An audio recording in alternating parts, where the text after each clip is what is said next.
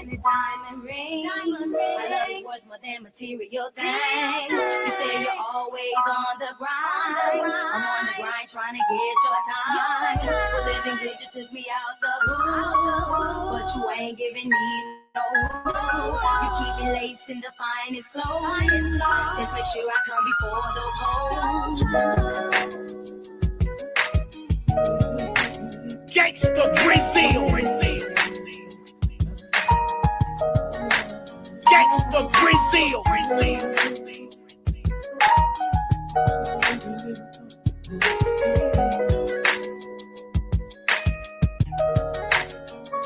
I'm riding in my Chevy like I'm about to pick 'em in a minute. About to put them crystal leaves in the wind. It's on me heavy. I said my shot about to cut me loose. Can the player do the call of truth? Cause I'm living fast, steady on the grind. I hustle and I grind. Just like sticking all my time. Be on the edge of borderline. Shout is dripping at stress. Think I'm all upon the flex. Keep her in the business. Think another girl sexy. Just on my ring, baby girl. Can't alleviate pain that's in the world. My love for you will never die. Never die. But I gotta maintain the street high. Hey, I got you all the ice you need. Cars in the house, but you wanna leave. I guess love has no cost in us. I gotta take it dance now. We got bread and we living good like humps to bones. But it ain't making living comfortable. Yeah, my grind taking my time from me shouting. Yeah, you're hard, I can't treat it like a we got bread and we living good like humps to bones. But it ain't making living comfortable. Yeah, my grind taking my time from me shouting. Yeah, you're hard, I can't treat it like I'm out it. What's the matter, shouting? I thought you wanted all this platinum on the platter, shouting. No matter how I climb, I'm falling off the ladder, shouting. You got your Gucci suits and Prada fitness. Don't you can buy the BCGB and Burberry kicks. I'm busting my ass to help you live good while making cakes in the hood. If the hustle's how you met me, then the hustle's how you leave. I'm stressing cause you stressing about to blow a bag of trees. But when you leave me, girl, it's still gonna be the same scenario. Unless you leave this country time, someone fall like Jericho. If I was lazy broke, it'd probably still be the same with you. I know what all you want, but buddy can't hang with you. Cause I gotta get more money, more shout it. I'm looking at the front door, shout it. The hustle is my nature. I got no time to hate you. Gotta bet my money, hit me on my page. Girl, we got bread every living good like humps to bones. But it ain't making living comfortable. Yeah, grind taking my time from me shouting. Yeah, you're hard, I can't treat it like a we got bread every living good like humps to bones. But it ain't making living comfortable. Yeah, grind taking my time from me hard, I can't treat it like hell. Now you mad and you wanna leave me. Instead of asking how many tricks up my sleeve. And your best friends got you thinking about better things. Feeling like I'm out of range and I gotta change. And like, what do you change? How I get somebody close to me? Hoping you mold my job into a precious. These streets got me more addicted like cigarettes. More cheddar can't make you commit, but you never asked for any funds on no Fendi fit. Plus you got eyes like my mama, the same eyes that strengthen my soul. And so I ponder on things to do. I got money to make. I want you living like the Queen Zamunda. Straight expressing myself. Let me keep shit inside your thighs. But whoever said you need drugs to get high, please don't treat the situation like the money can wait. Cause I don't think living like I used to. My faith. We got bread every living good like humps to bones. But it ain't making living comfortable. Yeah, my grind taking my time from me shouting. Yeah, you're hard, I can't treat it like a we got bread every living good like humps to bones. But it ain't making living comfortable. Yeah, my grind taking my time from me shouting. Yeah, you're hard, I can't treat it like I'm out it. I want you. I got to have you. But what was this?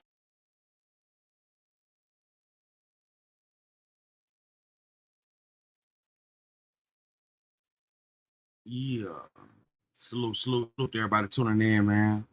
Welcome to the show, man. Hit that like button, hit that share button, hit that subscribe button, hit that follow button. You understand? Get it on. Charlie Kirk.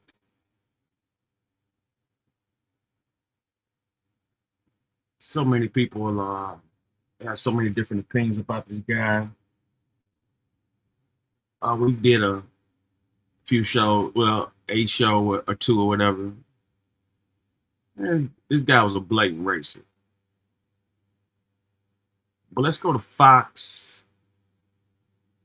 Let's go to Fox 10, Phoenix timeline, Charlie Kirk's death and aftermath.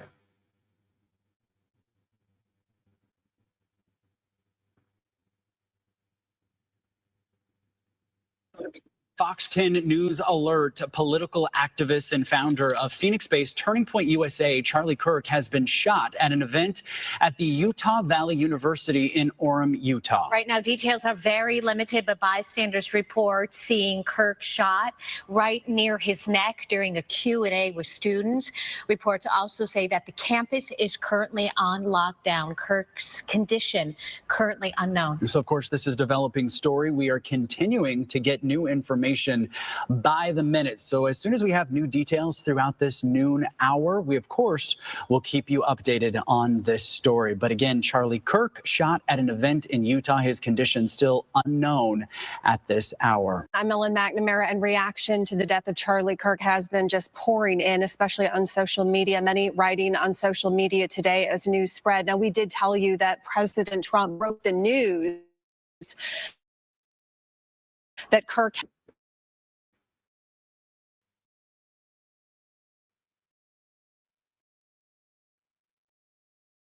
had died today,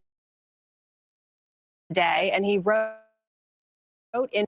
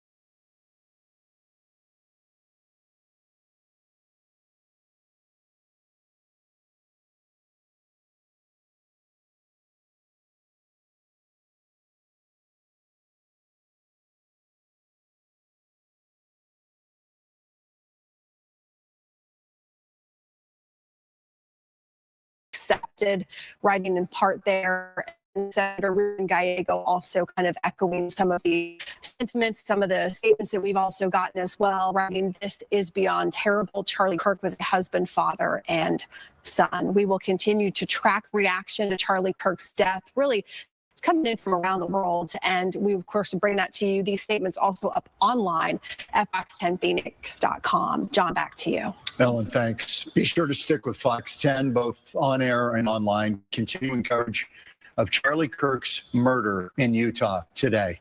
We will have much more coverage ahead at 5:30 and at 6 as well. We're back in a moment. Reaction pouring in following the assassination of conservative activist and Valley resident Charlie Kirk. He was shot and killed while speaking at an event on campus in Utah today. The suspect is still at large. Kirk was an activist, author, media personality. He's known for founding Turning Point USA in 2012, the nonprofit based here in downtown Phoenix. It's widely considered the nation's preeminent youth conservative organization. Kirk was 31 years old, married, the father of 2 young children. He was a close ally of President Trump, a key player in Mr. Trump winning the election last year, galvanizing young voters. Tonight, officials are calling the attack a political assassination. I believe this was a targeted attack towards one individual. This is a tragic moment in our state and in our country. Kirk was hosting a rally at Utah Valley University, that is in Orem, which is north of Provo. The outdoor event was taking place, and it was on campus. All right, here's an update on the Charlie Kirk situation. Salute to everybody tuning in. Hit that like button, that share button, that subscribe, follow button, add button, whatever social site you're on. Right now, we're going to deep dive on Charlie Kirk. We're going to get into an even deeper topic once this plays. Enjoy the show. This is Fox 10 Phoenix. There, when investigators say a single shot was fired from a top nearby building. Officials say the shot was fired just after the noon hour. Kirk was struck in the neck, a fatal wound, while he was speaking to the crowd. He was rushed to the hospital. But before 2 p.m., President Trump posted on Truth Social confirming that Charlie Kirk had died. And just in the past few hours, the president also posted a video message about Kirk's death. To my great fellow Americans, I am filled with grief and anger at the heinous assassination of Charlie Kirk on a college campus in Utah.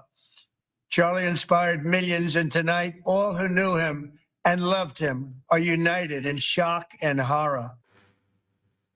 The event had been going on for only about 20 minutes or so when Kirk was shot. A live stream from Utah Valley University shows the moments of chaos that followed.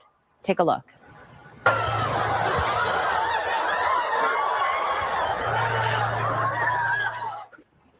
This was the first stop on what was supposed to be Kirk's American comeback tour. The university says there were more than 3,000 people there. Utah Valley University police say 6 officers were at that event doing security. Police chief there saying that officers had coordinated with Kirk's personal security team, and there were some plainclothes officers also in the crowd. Students who attended say that they saw no metal detectors, there were no bag checks. Kirk's events have typically been held in public spaces of college campuses. Moments following the assassination, law enforcement swarmed the campus, officers moving from building to search for a shooter. U.S. Attorney General Pam Bondi said both FBI and ATF were on the scene, but still the suspect is not in custody tonight. 2 persons of interest were briefly detained and then let go. Now the FBI has created an online form where the public can report information about the shooting. I know there's a lot of questions. This is very much an active case, and this investigation is in its early stages. We are following all the leads and all the evidence. If anyone has any information, please report it to the FBI or local law enforcement. Memorials have been growing all day in multiple spots around the valley.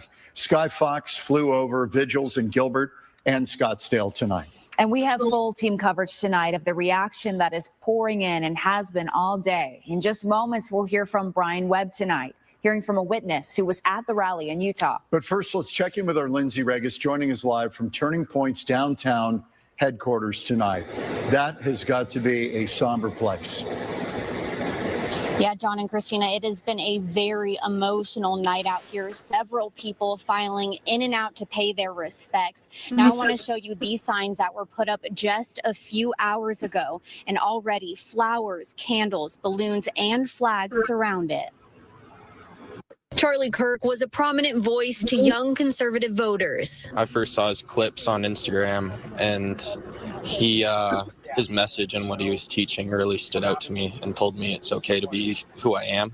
He meant a lot, not just to me, but to my generation, to the younger generation, to you know, the younger generation starting to get into politics and starting to vote. Kirk would hold discussions on college campuses, taking questions from everyone, no matter their political views. Obviously, you can tell that he was killed for it. So the fact that he spoke up when others don't feel like they can, so this is the way of silencing that voice, and it's just not right. He took everyone's opinions. Charlie's message was all about faith and belief and patriotism. On Wednesday, he was shot while speaking to a large audience at Utah Valley University. His death was announced shortly after, shocking a large community who supported him. He has 2 kids. He has a family. He has a wife. And it's hard because he was the best person I've spoken for youth activism. Just broken, heartbroken.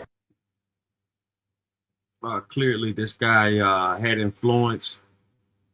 I'm surprised that it got to be as big as it was, but that just goes to show how desperate for acceptance a lot of people are at this point in life. We're going to dig deeper into Charlie Kirk.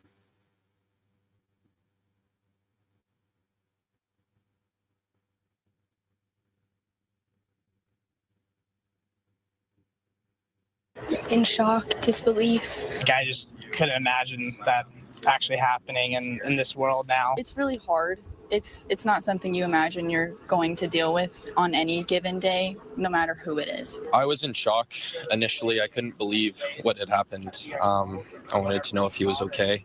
Turning Point USA posted a statement on X that reads in part, "It is with a heavy heart that we confirm that Charles James Kirk has been murdered by a gunshot that took place during Turning Point USA's The American Comeback Tour campus event at Utah Valley University on September 10th, 2025. We ask that everyone keep his family and loved ones in your prayers." For anyone who plans to come by, just to let you know, the street has been blocked off by police, but you can park at the end of the street and walk over. One of them was the high school chapter president of Turning Point USA and met Kirk several times. The other one went to go meet Charlie Kirk today for the very first time and was just a few feet away when Kirk was killed. Honestly, my first impression was someone has thrown a firecracker or played a joke to disrupt the event. Michael is a college student in Utah and went to today's event to ask Charlie Kirk a question on faith.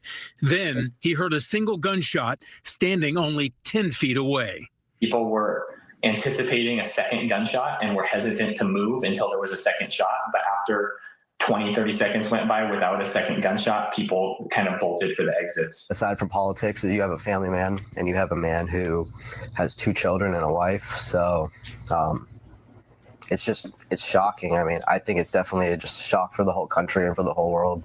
Jaden is the former Turning Point chapter president at Cactus Shadows High School here in the Valley, drawn to the movement for more than politics, but also faith and light. There was always a light about him, just like an ease when you talked to him. He just seemed like he genuinely cared and he genuinely just loved on people.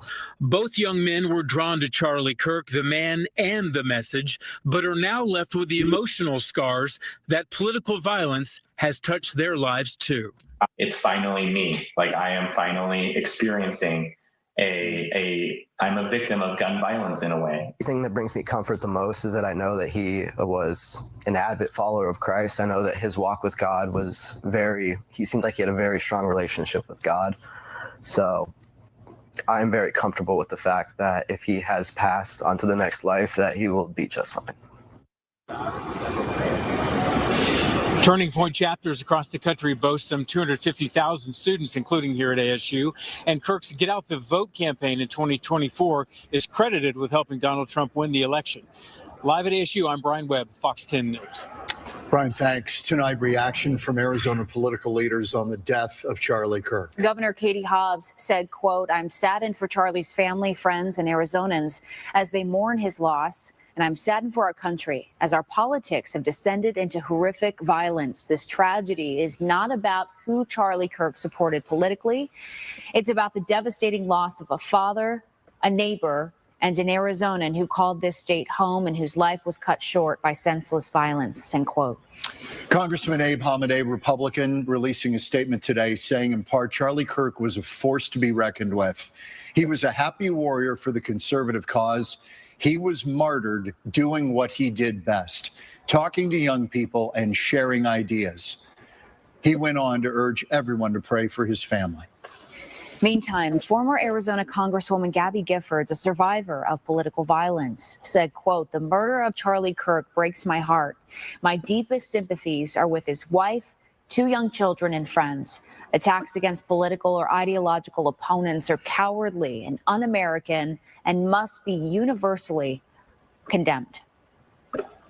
Air Force Two landed at Sky Harbor Airport tonight just before 5 o'clock. Vice President J.D. Vance escorting Charlie Kirk's casket back to the Valley along with his family. This is where he lived with his wife and 2 children in the Phoenix area. There's also, it's home to the national headquarters of Turning Point, his nonprofit Turning Point USA. A large group of supporters and mourners gathered in the Valley today, showing their support for the Kirk family. Leaving from Sky Harbor, a white hearse carrying Kirk's casket to Hanson Mortuary off 7th Street and Northern, escorted by law enforcement. President Trump saying that he expects that funeral to happen next weekend here in the Valley, and he will attend. Going to go to Charlie Kirk's funeral, sir? I will be. You will. Do you know when that will be? I believe it's in Arizona, and they've asked me to go, and I think I have an obligation to do it. Do you know when that will be? I'm hearing I hear next weekend. Whenever it is, I'll be going. I'm hearing next weekend. Charlie Kirk was instrumental in Donald Trump's election in 2024. Fox 10 was at Sky Harbor tonight live as Air Force Two landed in Phoenix this evening. And Vice President J.D. Vance was there, as well as the second lady. And Okay, me just hearing that, and I've been hearing that for the past week or so, how influential he was in his campaign.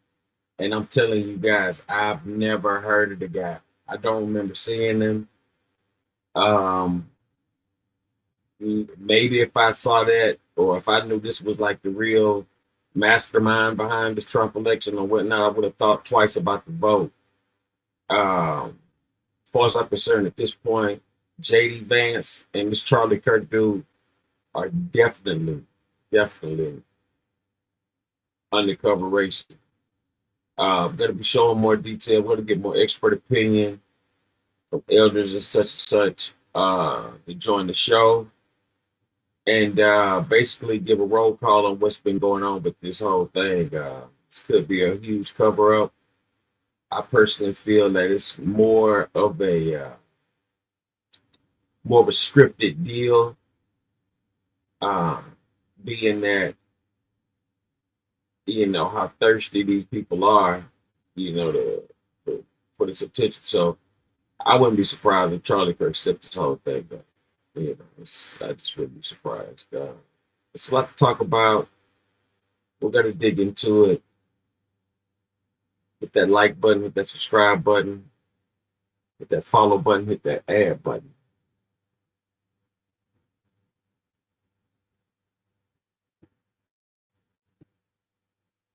Kirk's wife, Erica, Kirk's children, ages 3 and 1. Fox 10's Lindsay Regis also there as they exited the plane, and she's live tonight with more.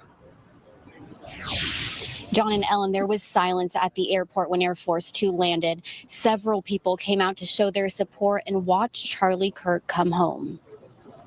I just think it's a very sad day for our country. It's just hard to believe.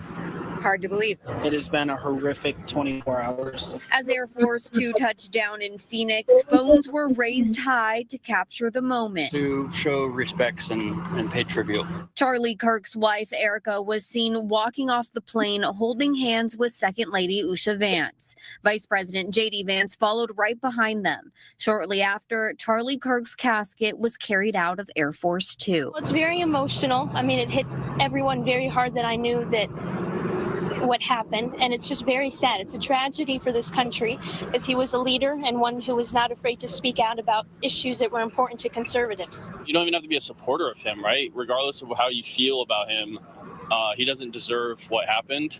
And I think it's sad that now in the future,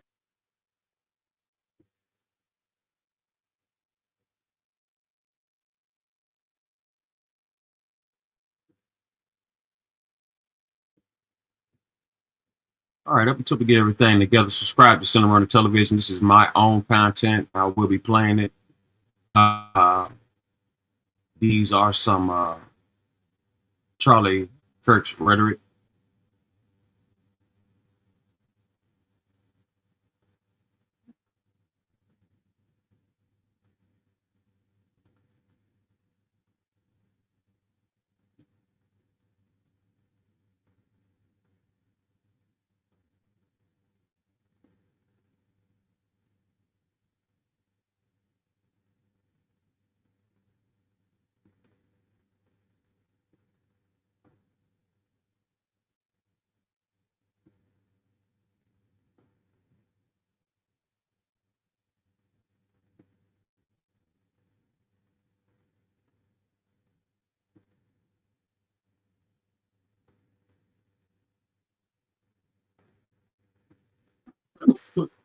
Charlie Kirk has some good points, but he has some horrible ones too. And we're going to get into a lot of his points and views so we can really see the ins and outs of who he was, of the words that came out his mouth. I've listened to him just today. I never heard of him before today. Never heard of this guy before today. I've never heard of Charlie Kirk before today. Ever. But I was wondering why people were so glad he got assassinated. Because I started to see, as soon as it happened, it was a lot of people going, I wanted to know, why were they so happy this guy was murdered by a 5+ man hit team? We're going to get into it.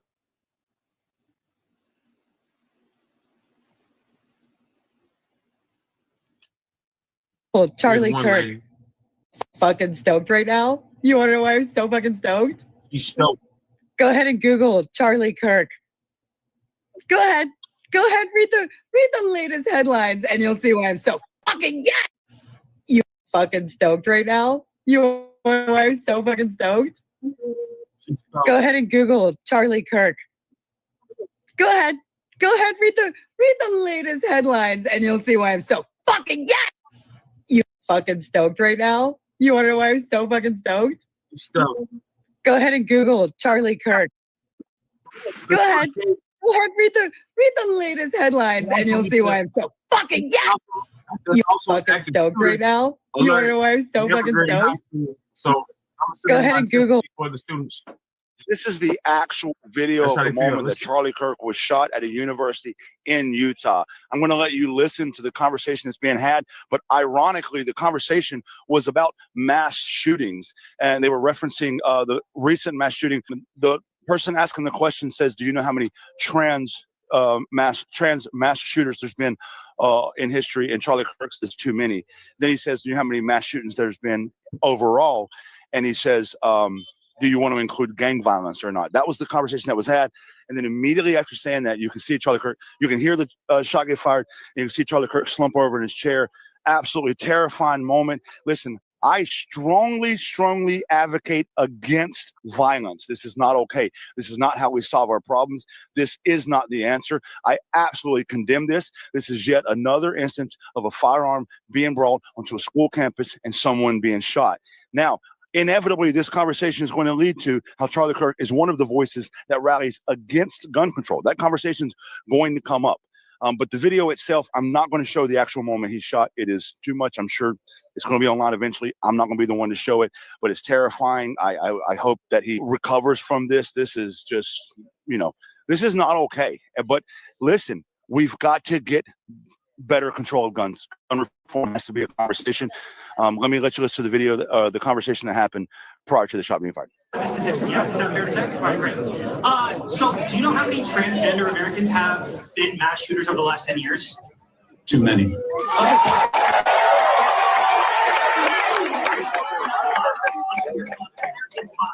Okay, now 5 is a lot, right? I'm going to give you some credit. Jim Do Silence, you know how many mass shooters there have been in America over the last 10 years?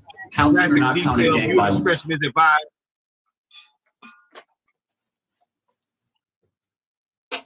Graphic video, viewer discretion is advised. Let's hear some more of this Charlie Kirk guy. This is my first time hearing Charlie Kirk today. Like I said, I was wondering why so many people disliked him. The media showed a lot of different clips from what I'm seeing right now. I'm fresh to this. I have not seen any of these things really before right now.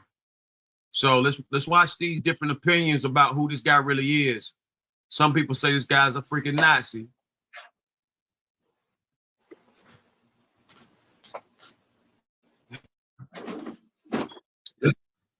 What's See, man, what's going happening, on, Jack? man?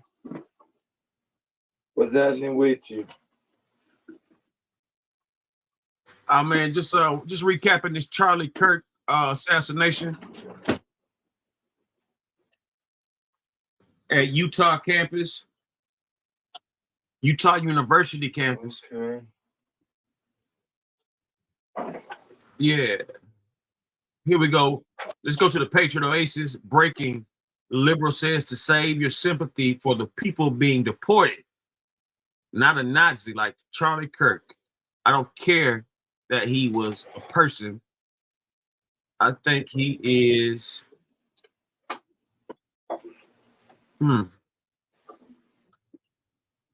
better off gone. Shut the fuck up. Wow. Viewer discretion is advised. These are all opinions from the country. It shows educational purposes only. Save your sympathy for the kids who are getting bombed in Palestine. Save your sympathy for the people who are getting thrown in the concentration camps right now. Save your sympathy for the kids who are getting bombed in Palestine. Save your sympathy for the people who are getting thrown in the concentration camps right now. Save your fucking sympathy for the people getting deported right now for no reason. Save your sympathy for those people and not an evil man who has done nothing but harm other people and be a Nazi. Why are you empathizing and sympathizing with him? I don't care that he was a person. He wasn't to me. He was a Nazi. And if that doesn't make me a leftist because I think he's better off gone, so fucking be it. So fucking be it. Because a lot of y'all like to talk a big talk, but then when someone finally Good God, salute. y'all are like, this is so bad. This is so bad. Shut the fuck up. Take your fake ass moral views and get the fuck out of it. Save your sympathy for the kids who are getting bombed in Palestine. Save your sympathy for people who are getting thrown in the concentration camps right now. Save your fucking sympathy for the people getting deported right now for no reason. Save your sympathy for those people and not an evil man who has done nothing but harm other people. Hello. Oh. Be respectful, guys. He can do what he wants. Oh, can I start now? Oh. Nice to meet you, Charlie. People and be a Nazi.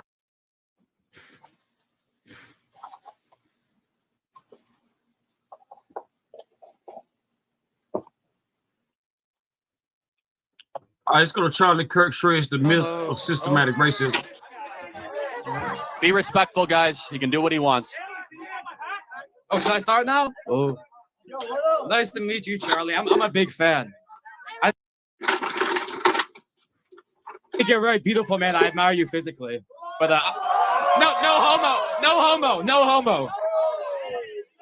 I did have a question. Something I don't find very interesting about you, something I find kind of repulsive, is that I believe you said that the Civil Rights Act was bad and that we shouldn't have that. Okay, well, thank you. I appreciate that. I don't like you as much as Charlie, though. First of all, what's your name? Sorry. I don't want to be like filmed and stuff. I'm anonymous, number one. Anonymous guy. Okay. Well, hello. Nice to meet you, anonymous guy. Thank you. Thank you. Nice to meet you too. Yeah. I believe in part of the essence of the Civil Rights Act went way too far, way too wide. Oh, how did it go too far? Well, for example, it created an entire civil rights leviathan that gave us affirmative action. Civil rights leviathan? What do you mean? Yeah, so if you can let me finish three words in. Sorry. It allowed the Department of Justice to go after people that have different skin color, aka white people, and prevent them from getting jobs in college admissions. You have a job. I'm sorry? You have a job. No, you're right. I do. Right. But just until Trump came around, until the Supreme Court decision, thanks to the Civil Rights Act, if you have white skin color, it's much harder to get into a college than if someone has black skin color. Much harder. You have to get higher test scores. It's a much harder pool, largely thanks to the precedent set by the Civil Rights Act. That's bullshit, stuff that we're seeing. Yeah, not to mention all the trans stuff. Yeah, hey, Charlie Kirk might. Yeah, now I'm starting to see I'm starting to see why they are saying they are happy that this guy got a bullet in his neck. He's like, I want y'all to hear this guy. Like, this is a serious topic right now. This is a serious topic. Like I said, I'm just not getting a hold of this information about him. I don't know this guy. I'm just seeing everything as it plays out today. I've never heard of this guy before this incident today. Never heard of him. This is an honest opinion. I mean, it's honest facts. Never heard of this guy. We're seeing men be able to win trophies and medals from women across the country, and they use the Civil Rights Act to justify it. Okay, I think I see where you're coming from. So you think that it's harder for white people because of black people, they can have lower tech scores? I get it. It's not what I think. Okay, that's what you're saying. Okay, all right. Well, I guess what I would say too. I think perhaps you're familiar with the term equity, right? Where different people have different circumstances. It's Marxism. I reject. Okay. Well, whether you reject it or not, I think it's a prescient concept in this argument, because what you have to understand is that when for example, you're born in like a black neighborhood, you're born in like O Block or something, like a very like a O Block is. Oh, well, if you're born there, if you're born in a very poor area like that, with like very low economic activity, very very poor schools with very low ratings, with average test scores much lower, when you're in that environment, you have the whole system up against you, right? So when you say that kind of circumstance, when you're facing the whole, I guess, leviathan of systemic racism, so you say that. Sorry, let me just finish it. When you say it's fair to, for example, lower the standard because knowing that there's circumstances like that, perhaps based on what they had, what was presented to them, they had the correct amount of merit to get into a school. Okay, so are you a student here? I'm guessing you are. Oh, yeah, I'm a student here. Are you a pretty good student? Oh, yeah, I would say I'm a good student. I have a pretty high GPA. Okay. Yeah. Can you give your GPA to her because she's a woman of color, please? Oh, well, you want me to give you I mean, I can. Would you be willing to do that? Yeah, sure. You cool with that? Yeah, I'm fine. Wait, you mean I want you like tell her or like no, give it to her? By force. So we're swapping. Let me tell you what I'm going to do. By force, white man. Okay. Yeah. I'm going to take your GPA. I'm going to give it to a woman of color. Okay. You're cool with that? I mean, yeah, I can just work back up. Like, there's no working back up. I can pull myself up by my bootstraps. No, there's no working back up. What do you mean you can't work back up? That's the whole point of conservatism, isn't it? I'm going to keep on taking it from you because that's equity. And you're cool with that. What? But that's not. This is equity in practice. Equity isn't taking. Equity is applying the equal standard. If you give, how do you get? You must take and then you give. Wait, what do you mean? That which is given must first be taken. Well, what's being taken? Well, in this case, grades from you to grades to her.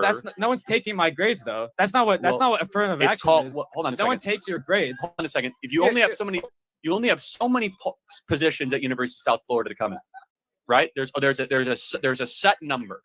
Let's say it's 20,000 people. Okay.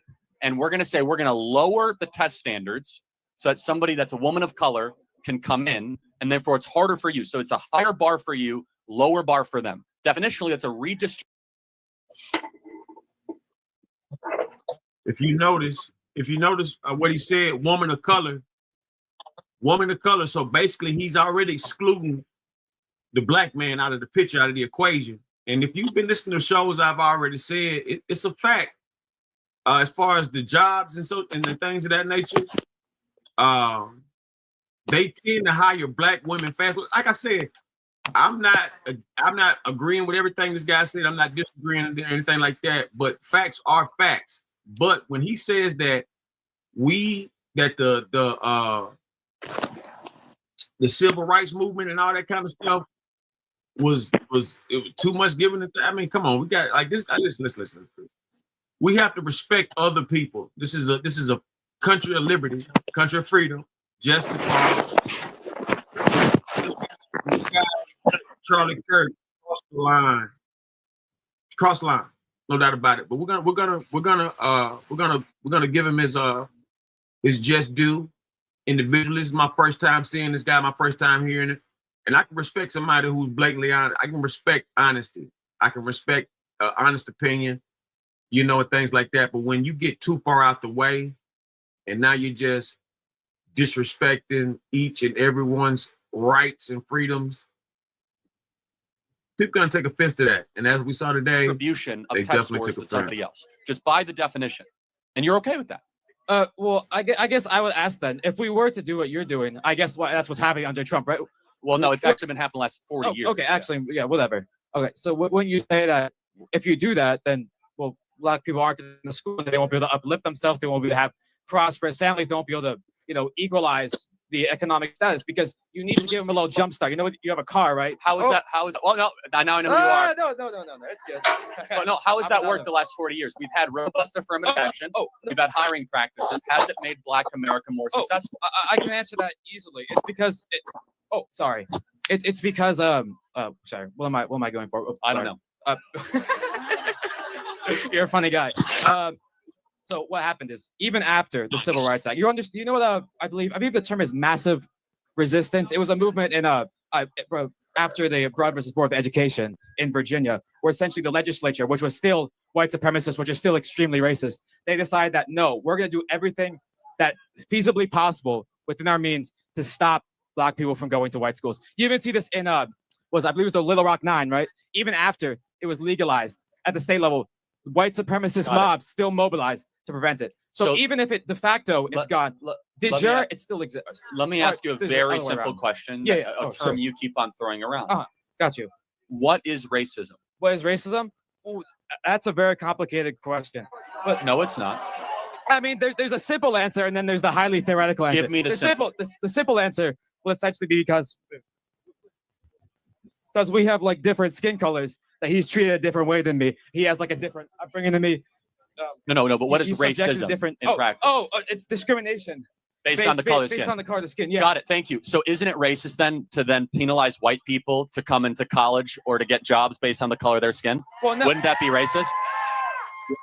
So you're arguing for a very racist policy, which is that we should actively discriminate against people based on the color of their skin, which is affirmative action in DEI in practice. I just disagree with the premise that you can do like anti-white racism because wait, can you be racist against white people?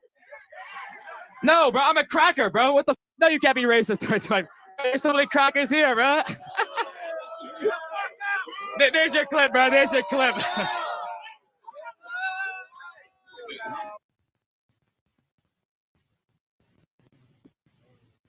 Yeah.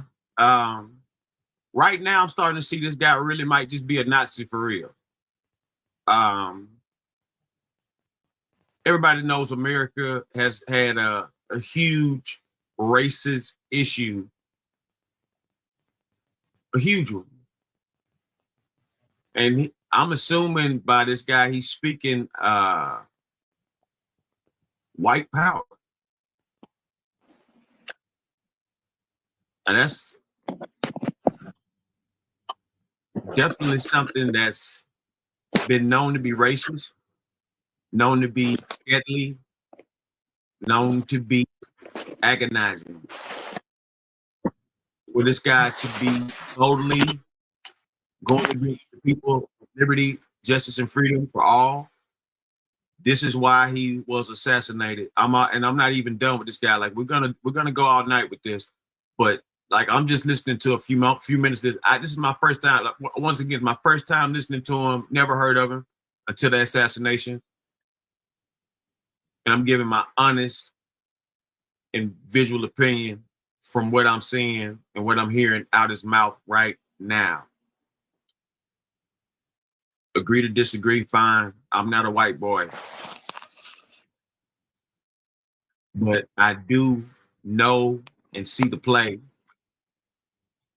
For him to be acting as if white men are being penalized and being victims in America, that is bogus. 100% bogus.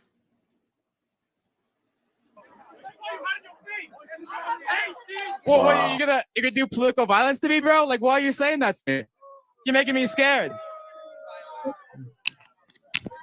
Okay. So let me tell you what we believe, because you tell us what you believe. Okay. Your worldview is indistinguishable from the KKK. That you want to organize the world based on skin color. We want to organize the world based on merit and character, based on how hard you work, what you bring to the table. I believe it's destructive and wrong to say that people are going to be organized or have their future set based on the color of their skin. I think it's tribalistic. I think it is divisive, and I think it hurts the excellence of a country. You asked a question, well, how are we going to help other communities? You know how you help other communities? Stop pandering to them and start treating them like individuals made in the image of God, not tribes to be organized for political purposes. Okay, so do you think, like, when Trump is now he's president, now that racism is gone now because Trump's back, we're no longer pandering, right? Do you think that the conditions of black people, do you think Block would become like a much nicer place? Do you think that these very downturned sort of black neighborhoods that have been sort of left behind, do you think they're going to become revitalized now? Is that what you think is going to happen? Yeah, they'll do better for sure. Do you think they're going to do better?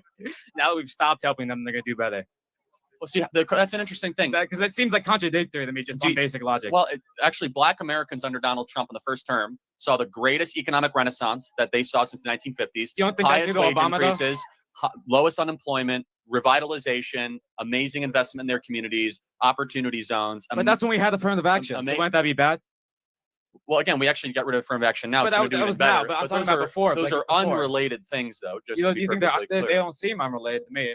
Well, affirmative action is addressing racism. Affirmative action is, again. So I'm sorry, I don't mean to interrupt you. No, you are. That's okay. I'm sorry. Affirmative action is largely federal government hiring practices and the adjacent institutions. I think that all communities will do even better when we stop living under the soft bigotry of low expectations. Inherent in your argument is that we have to pander to certain communities based on the color of their skin because they can't do as well as white people. I reject the premise. I think that we should try to say, I don't care about the color of your skin. I care about what you bring to the table, and stop pandering to people based on special criteria, points, and acceptance to college, saying that we're going to make it easier for one group and harder for another group. I don't think it's pandering, though. I think it's understanding. Okay, but let me. Understanding do you think that circumstances and working based on that? Do you think that we should have black-only dormitories in America?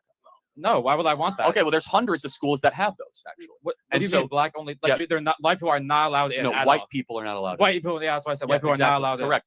We have black-only graduation ceremonies across the country. Well, those are from well, I believe those are most likely like HBCUs, right? No, like the University of Michigan has one, Yale has one, Harvard has one. So we're agreeing that that is wrong. That is the furthest extension of hyper race obsession. So you could choose one or the other. You could be race obsessed or merit obsessed. We as conservatives decide to be merit obsessed, to build a country based on how hard you work and what you're able to deliver.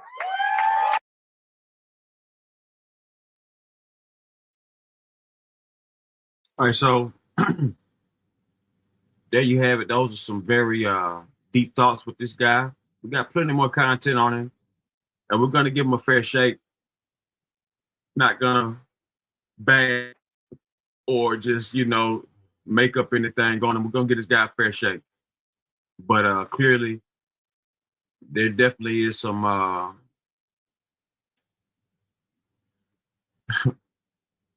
racist thinking. I don't know what world he's living in, but clearly. 14 times he was previously arrested. And comes up, takes out a knife, stabs her to death. Comes up, takes out a knife, stabs her to death. 14 times he was previously arrested. 4 times. 14 times he comes up and just stabs her to death. Situations like this are a nearly daily occurrence in our cities. We do not have to live this way. You can create a society and a culture where you can get on a train or a subway and not be Irina Zarutska and get stabbed to death in the neck because some black criminal decides, I'm just going to go do it. 14 times he was previously arrested. And all of the Koch brother funded liberal criminal justice BS is the reason why guys like him are still on the streets. 14 times. Let's put this back up on screen. And Irina Zarutska, why did she come to America? She was fleeing violence in Ukraine. It turns out it's more dangerous and subways in Charlotte, North Carolina than a war zone in Ukraine. comes up, takes out a knife, stabs her to death. All right, so that guy who stabbed the lady on the bus, he was dead wrong, no doubt about it. But the way they blowing it up as if, you know, her life was more important than any other person that gets murdered every day is beyond ridiculous. That's another form of despicable racist media. That what happened on that bus was dead wrong, and that dude needs to be held to the full accountability and state the law for that they can do. But to sit up here and make it as if she's the only person who's been killed maliciously out of nowhere, you know, news is news, headlines is headlines, but to overdo it and, you know, now the feds are involved, people get done wrong every day. And I'm like I said, that guy needs to be held fully accountable for what he did to that lady on that bus. That was despicable, disgusting, atrocious, demonic, disgusting, shithead move. I don't agree with that at all. I couldn't even act like that was cool, you know. But at the same time, the guy got mental issues. He's schizophrenic, you know, and things of that nature. You know what I'm saying? So this is not a regular person here. It's just that's out here doing it for a radical cause. This guy's a fucking nut job that needs to be in a fucking psych ward. And it's simple as that.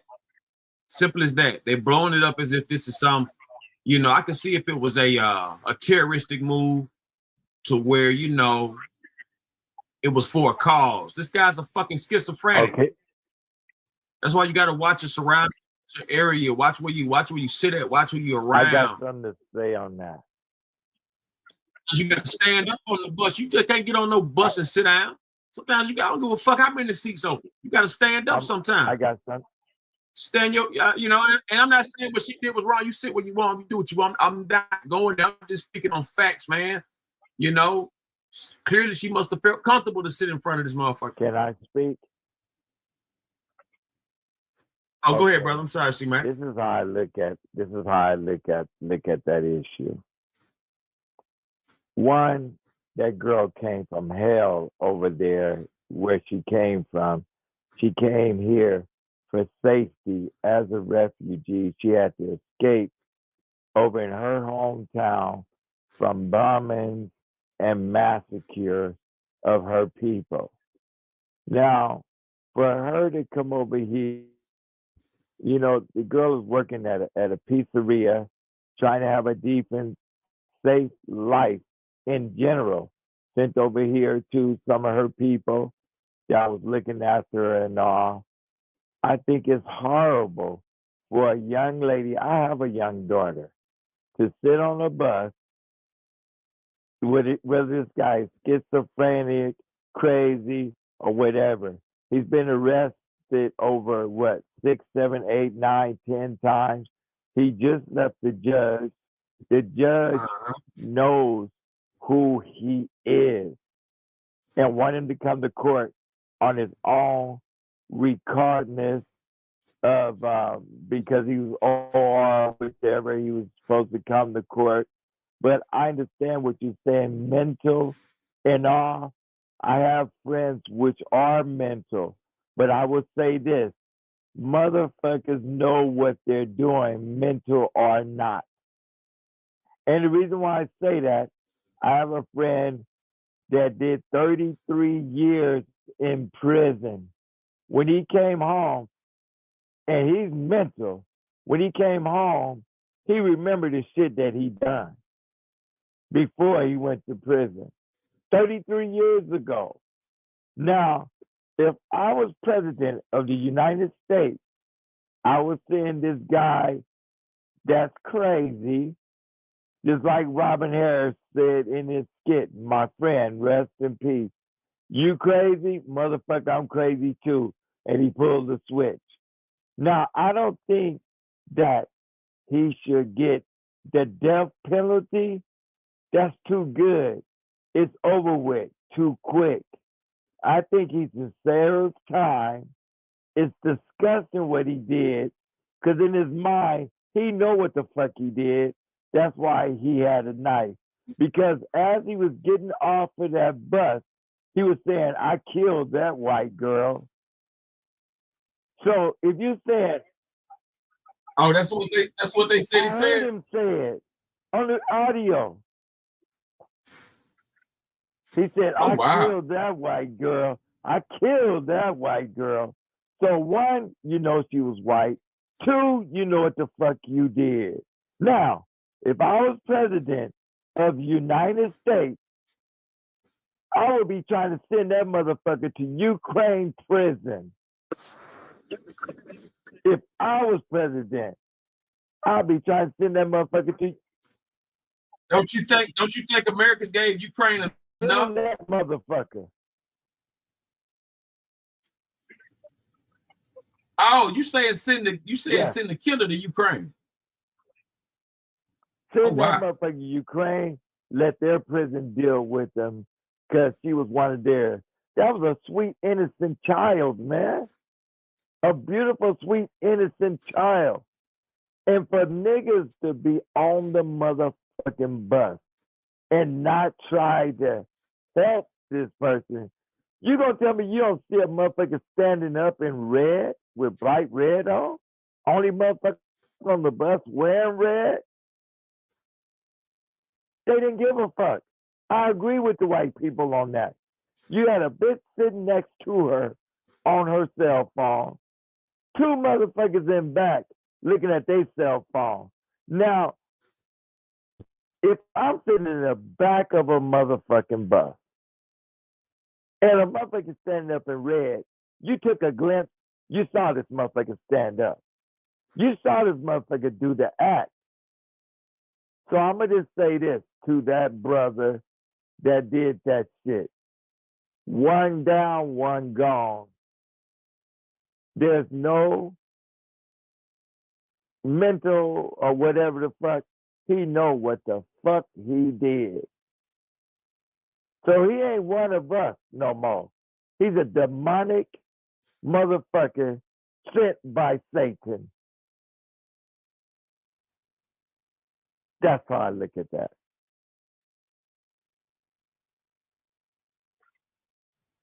Wow. I can't argue with that. I can't argue with that.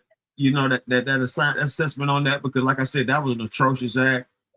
The guy, send him to Ukraine. That motherfucker. No, put him in Let's prison. go. All right, let's go to Put him in Ukraine prison. But it can't happen. Hey, if I'm on the show, man, can you close the door?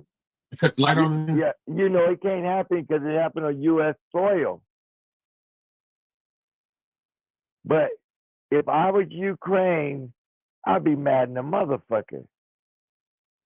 Like they said, if it happened to one of us, we burn down the whole motherfucking city. And that's facts. Well, I think if it happened to us, they'll just call the guy what he is, a fucking nut job, and it'll be just another murder, bro. Aryan Nation get his ass. Oh, okay. Thank you, God, for giving us Charlie Kirk Talk Church. Here's another Christian, radical Please Christian explain group. to everyone Let's hear what they out have to say. here what Jesus stood for, and especially the qualities of love, how to love your neighbor even if they don't agree with you. So what is your name again? Talise. Talise, that's a beautiful question. I'm glad you came up to ask it. So John 8, if I'm drawing from memory correctly, best embodies both Christ's mercy and love, but also his commitment to truth. And sometimes in the modern gospel, we overemphasize the grace and we underemphasize the truth.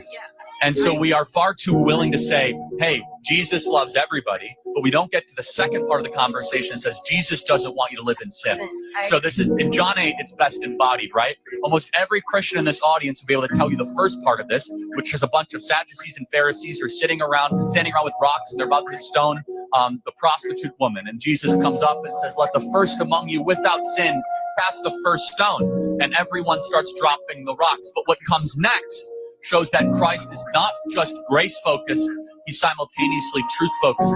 He goes up to the woman who had a career in selling herself for sex and said, sin no more. Now, imagine today how much trouble you would get in if you would go up to somebody and say, stop sinning. Oh, you're being too judgmental. No, you're actually being Christ-like.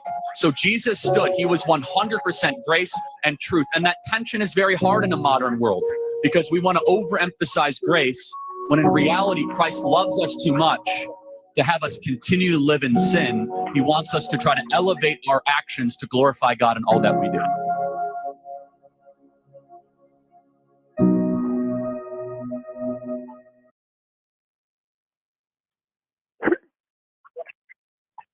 Well, you know, we know a lot of people use they use Jesus Christ to do. History has shown people use Jesus Christ to do demonic acts. Absolutely. All right, let's go to Spirit of Admitos. Warning: graphic footage. Warning: graphic footage. Closer look at ring finger switch to pinky as Charlie Kirk slumped. Camera error or something inexplicable.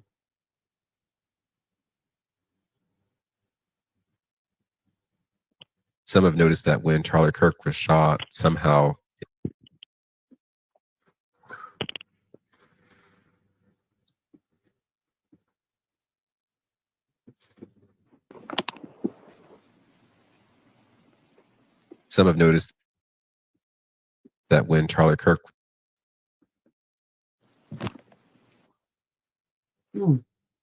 That's all right.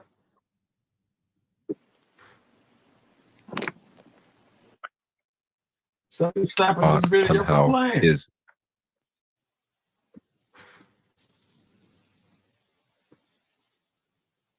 some have noticed that when Charlie Kirk was shot,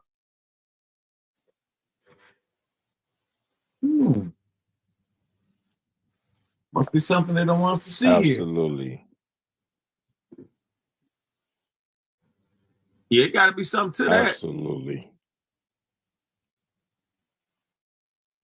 Wow.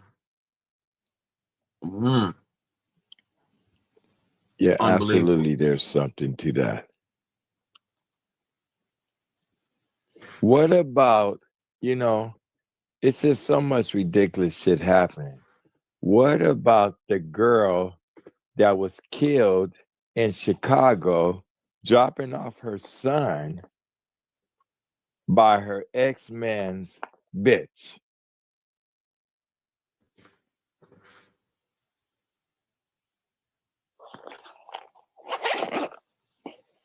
Oh, she How begged so? for that. You talking about the stud, the lady that was killed by with the dude arguing in the Man, street? that girl was dropping off her son, and the dude, Yeah, she was dropping off her son, and her girlfriend decided to run up on her boyfriend, and that's what happened. She pulled out a gun. I know you ain't feeling sorry for that. no. Listen. Do you know what happened? Or I can enlighten you. I'm gonna tell you what happened. A lady was dropping. The father was coming to pick up his son. No. And the girlfriend of the baby mama got into it with the baby daddy. No. What do you mean? Let me tell you That's what exactly what Sam. happened. The girl was dropping off. Okay, so let me ask you this. So let me make sure we're speaking on the same story. Where did this happen at? And are you sure about that? Were they at a gate? Was it a gate? Were they in front of a gate? Were they in the middle of the street? Was it a shootout? Now let me tell you what happened. I'm No, it asking you, was it a shootout? Let me tell you what happened. Okay, we're talking about two different stories. Yeah, we're talking about two This different story stories. I'm happened sorry. in Chicago, where a sister was dropping off her son. I think the DOJ should immediately move. Okay, dropping Go ahead, I'm off sorry. her son. Her ex nigga shows up with his woman.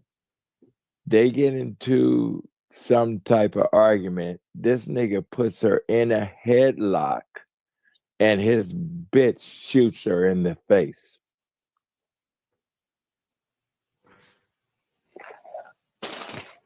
Oh wow, that's horrible. Yeah, that happened in Chicago.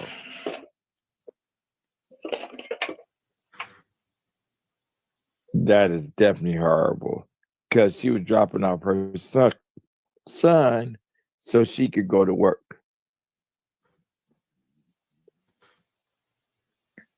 Her name, yep, her name is, what is her name? Romika Meeks.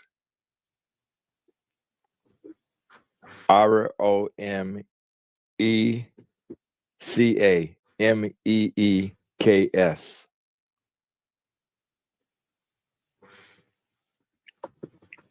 All right, let's see if it's anything about it. Romika Meeks. Oh wow. Let's go to the Romika Meeks topic. We'll get back to you, Charlie.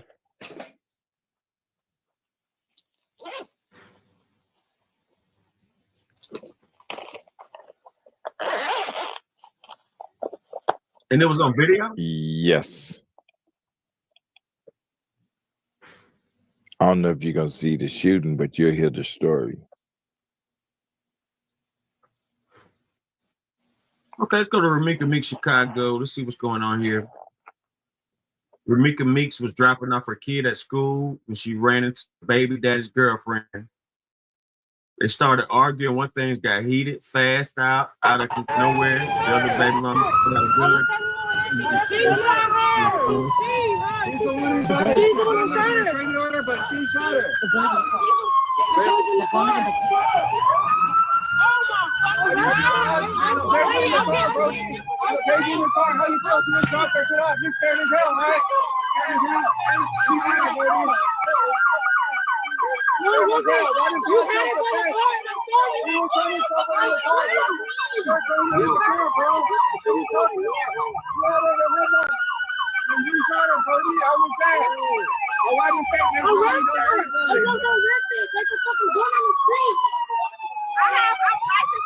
It doesn't matter. It doesn't matter. You shot somebody, nigga. What the fuck wrong with you? Calm down. Calm down.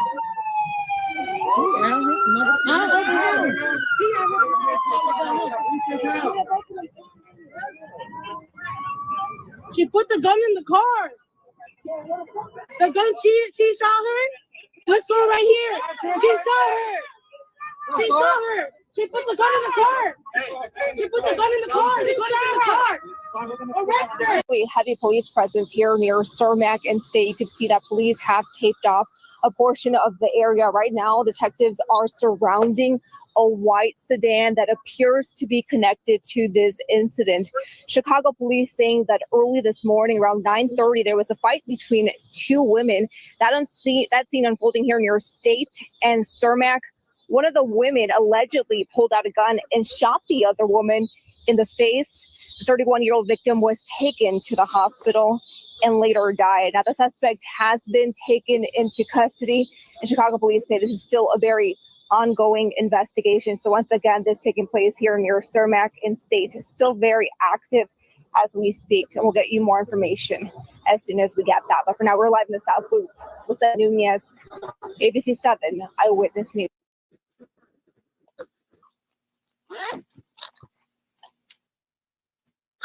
All right, we got more footage, more to talk about.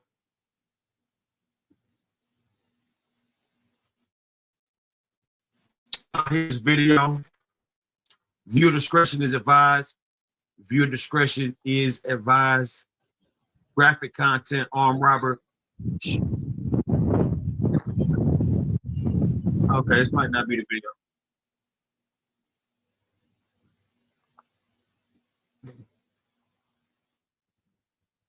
You said the shooting was on tape? What you just saw, I saw, but let me tell you. Man, no. Okay. You stopped Charlie Kirk for this, for Romika?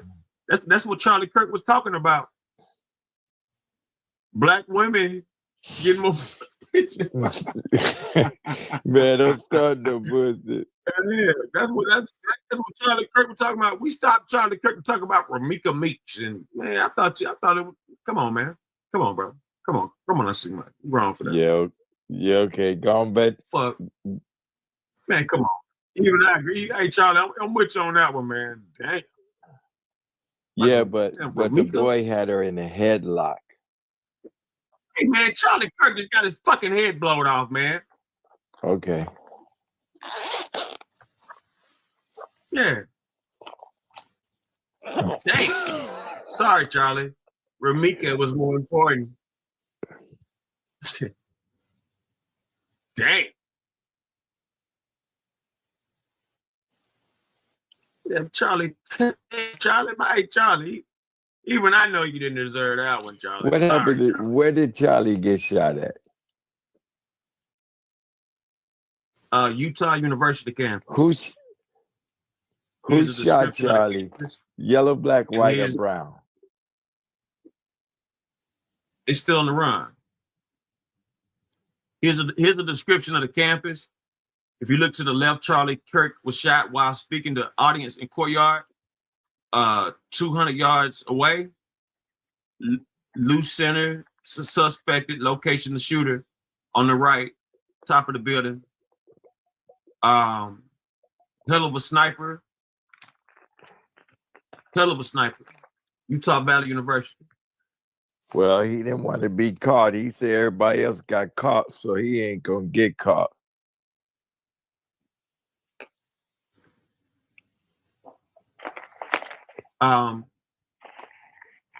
Everybody got caught except for him. Before he died, he had some things to say. I think the DOJ should immediately move to unseal all the Epstein documents in the Southern District of New York. Yeah. Everything. Everything except sexual assault material. I think every file should be released to the public the same way as the JFK files. Let the American people decide. I think the DOJ should immediately move to unseal all the Epstein documents in the Southern District of New York. Yeah. Everything. Everything except sexual assault material. I think every file should be released to the public the same way as the JFK files. Let the American people decide. I think the DOJ should immediately move to unseal all the Epstein documents in the Southern District of New York. Yeah. Everything. Everything except. You got to recognize that's a bold statement, guys. That's a bold statement. I think the DOJ should immediately move to unseal all the Epstein. And the enemies are wokeism or Marxism combining with Islamism to go after what we call the American way of life. And the American way of life is very simple. Spiritual battle is coming to the West. And the enemies are wokeism or Marxism combining with Islamism to go after what we call the American way of life. And the American way of life is very simple. I want to be able to get married, buy a home, have kids, allow them to ride their bike till the sun goes down, send them to a good school, have a low crime neighborhood, not to have my kid be taught the lesbian, gay, transgender garbage in their school, while also not having them have to hear the Muslim call to prayer 5 times a day. That's important. We want the American way of life, which is, by the way, Christendom. Christians, our sacrifice, our toil, our vision, the outgrowth of the scriptures gave us Western civilization. And this is where I think is a great rallying cry. Doesn't matter if you're Hispanic, doesn't matter if you're Asian, doesn't matter if you're black or white. Everybody, if you are Christian and Jesus Christ is your Lord and Savior, these two threats are combining forces to come after us. And it's time that the church stands and rises up against it. Epstein documents in the Southern District of New York. Yeah. Everything. And everything except sexual assault material. I think every file should be released. There's his views on that. Let's go to I'm just really glad Charlie Kirk just got himself fucking shot because he's right. Empathy is dangerous to society. So no one should give a fuck that he's dead. He said it. I'm just saying his words. All I'm doing is using his words. You can't be mad at me for using his words. I think empathy is a new wave thing and it's very problematic. You right. No empathy for you. 0. I'm just really glad Charlie Kirk just got himself fucking shot. Get away. American people decide. I think Some the people feel that DOJ way, should man. I'm immediately telling you, move to when unseal all the when Epstein you cross that line, when you cross that line to where it's like, you know, it's not really about what can change the people, like what can better us. We cannot judge others for their sex life. You know what I'm saying? You can't hop up in there. These people want to do what they want to do. And that's where the control game starts, when you get to, you know, making these bold statements about what's too much of this, what's too much of that, and you don't have the right protection. I'm not saying you can't say what you want, but you got to have the right protection to say these type of things and stick to it. Now, I don't agree with trans competing with. I don't believe with boys competing with girls. I don't believe with girls competing with boys. But at the same time, if girls want to enter the NFL, baseball, the NBA, and things of that nature, and I'm not talking about coaching. I'm just speaking on playing or competing. Oh yeah, if it's not speaking on working or coaching. No, but wait a minute. That's if you. I mean, like, so a woman can play NBA with men, but a man, like, see what I'm saying? It's double standards of that. Even when you think about this, why it shouldn't even be. It's women should have women, men should have men. No, but if you're gonna let a woman play with men, then Then it's gonna be an argument about a man playing with a woman. The thing is, so we can't, you know, get caught up in that. We gotta stick to certain types of, you know, lanes. But that's why, you know, now unless you, huh? No, go ahead. No, I was just speaking on, like, you know, it gets crazy. It gets crazy because you know, when you speak on these subjects, you got trans dudes blowing out the girls in competition, and I don't, you know, I just don't agree with that. I don't think it should be allowed, but at the same time, this is how it goes. Joy Reid and Michelle Obama and Sheila Jackson Lee and Ketanji Brown Jackson were affirmative action picks, we would have been called the racist. But now they're coming out and they're saying it for us. They're coming out and they're saying, I'm only here because of affirmative action. Yeah, we know. You do not have the brain processing power to otherwise be taken really seriously. You had to go steal a white person's slot to go be taken somewhat seriously. Play cut 52. I rise today as a clear recipient of affirmative action, and particularly in higher education. I may have been admitted on affirmative action, both in terms of being a woman and a woman of color, but I can declare that I did not graduate on affirmative action. This is my personal story.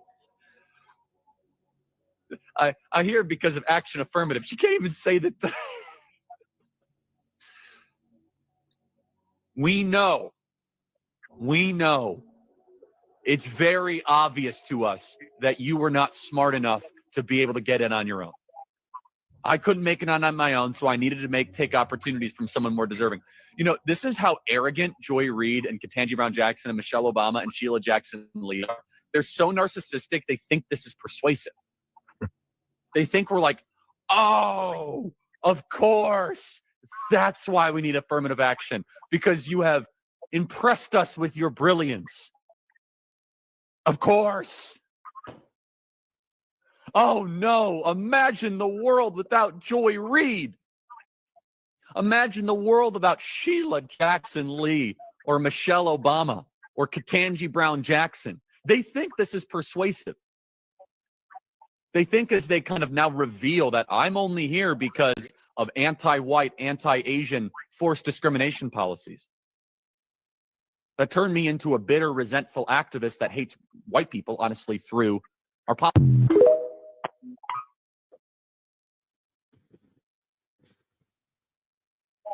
You know, this guy gets deep.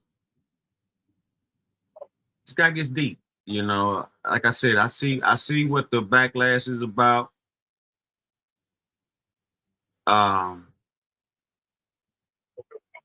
let's take this standpoint. He goes about reparations. Charlie Kirk, black people How do you feel shouldn't get about the black reparations. community receiving reparations? I'm against that. Yeah. Okay. Why so? Well, first of all, what is the black community? So, for example, do you mean like recent immigrants from Haiti or Nigeria? I do not. No. Okay, for sure. So you're meaning like ancestral descendants of slaves. Correct. That could be proven with documentation. Absolutely. Right? Okay. So to be consistent, do you believe that other groups? Well, I can start you off right there when he let him say that can be proven with, like, you know, of course, proven true, but the way he's about it is that it's still not giving full detail of who you are. Because it was the skin color black was already here when they got here. They just make the Indians appear to be high yellow for a reason. They make the natives to be high yellow for a reason. They want you to believe that those natives were high yellow like that for a reason. They want to take away the color so you don't know who you really are. The Indians got reparations. Holocaust victims got reparations.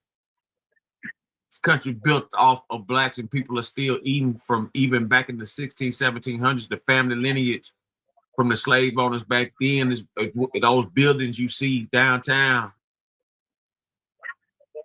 Most of those buildings you see downtown in every city, every major city, came from slave money. Did you know that? It's ties. Did you know that there was a black woman that owned downtown LA first?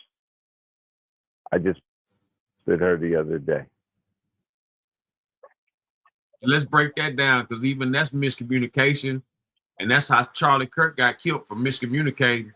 A black woman owned the land, not the buildings, not the property you see. She owned the land, grass, the trees. Yeah. You see what I'm saying? Yeah, she owned the land. Exactly. That have been mistreated in America should also receive reparations. What are those other groups? Well, not necessarily by America, but let's just take one. Jewish Americans, right? Okay. They almost got eliminated in the Holocaust. Should they receive reparations? Not from us. Okay, not from us. Not from the United States, that is. Okay, so here's my view, and I want to hear yours, Okay. which is that I did not own slaves, and you were not a slave. Correct. Right, so we are individuals, and therefore we cannot be held accountable or should receive something from something that didn't happen to us. Let's stop it there. He goes, I don't own slaves, and you're not a slave. At the same time, if your family is still benefiting or has benefited from the Slave Act and cruelty and things of that nature, of free labor from blacks, you are very much so a beneficiary of the slave trade. Or something we did not do. That is a basic law of justice, that I can't be held accountable for something that somebody looked like me did, and you should not benefit from something that somebody you were related to. Now, you'll probably say systemic racism and how that passed down to generations. Happy to address that. The problem with reparations, though, is basically what you're saying is, I'm going to take money from Charlie Kirk for something he didn't do and give it to a group of something, to somebody of something they also didn't do. For what reason? How is that just?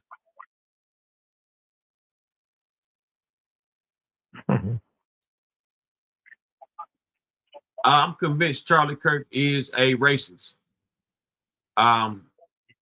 He may be, how can I put this? How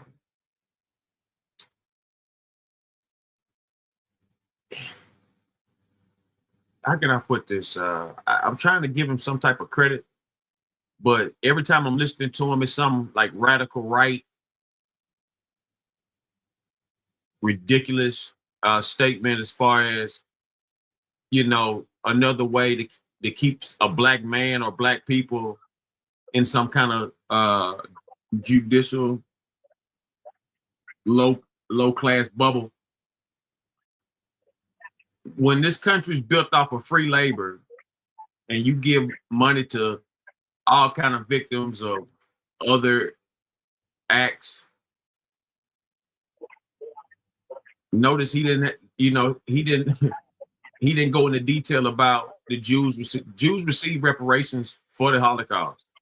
Several different organizations in India, like several different people, organizations, groups of people received reparations. This is a common act. The reason they don't want to give Black people money at this point in time, it has to be a deeper agenda. You want to know why they don't want to give Black people money? Because Speak on it. They feel that when How do you feel about the Black community receiving reparations? I'm against that. Yeah. Okay. Oh, pardon me, I'm sorry. The reason being because we as Black people, whenever we come together on certain situations or certain opportunities, when we come together, it's powerful. So imagine if the Black people got the reparations and came together. It would be a very powerful agenda. Think about it. When we came together in sports, we took it over. When we came together doing real estate firms, we took it over. When it came together doing any type of active business, we took it over. Look at Black Wall Street. When we came together, they burned it down. So that's why, because they figured that we're gonna build our own and be unstoppable. That's what it is. But what they don't realize is this. It's not gonna be the unity like it was back in the 60s and everything else. Because, a lot of us, unfortunately, would act a fool with reparations. Well, what will we do with it? But as I say, though, we still deserve it as a whole, just like the Indians. I told an Indian not so long ago, your people were slaughtered, but you still here, but yet you get this check every single month. You didn't know your ancestors that were slaughtered, and just like we don't know who ours are. So the Chinese knew who theirs were. But we definitely deserve it for what we went through. I look at the things that's going through with immigrations and everything else. I mean, we were discriminated against since the day we came out of our mother's womb. So that's how I feel about that. Absolutely.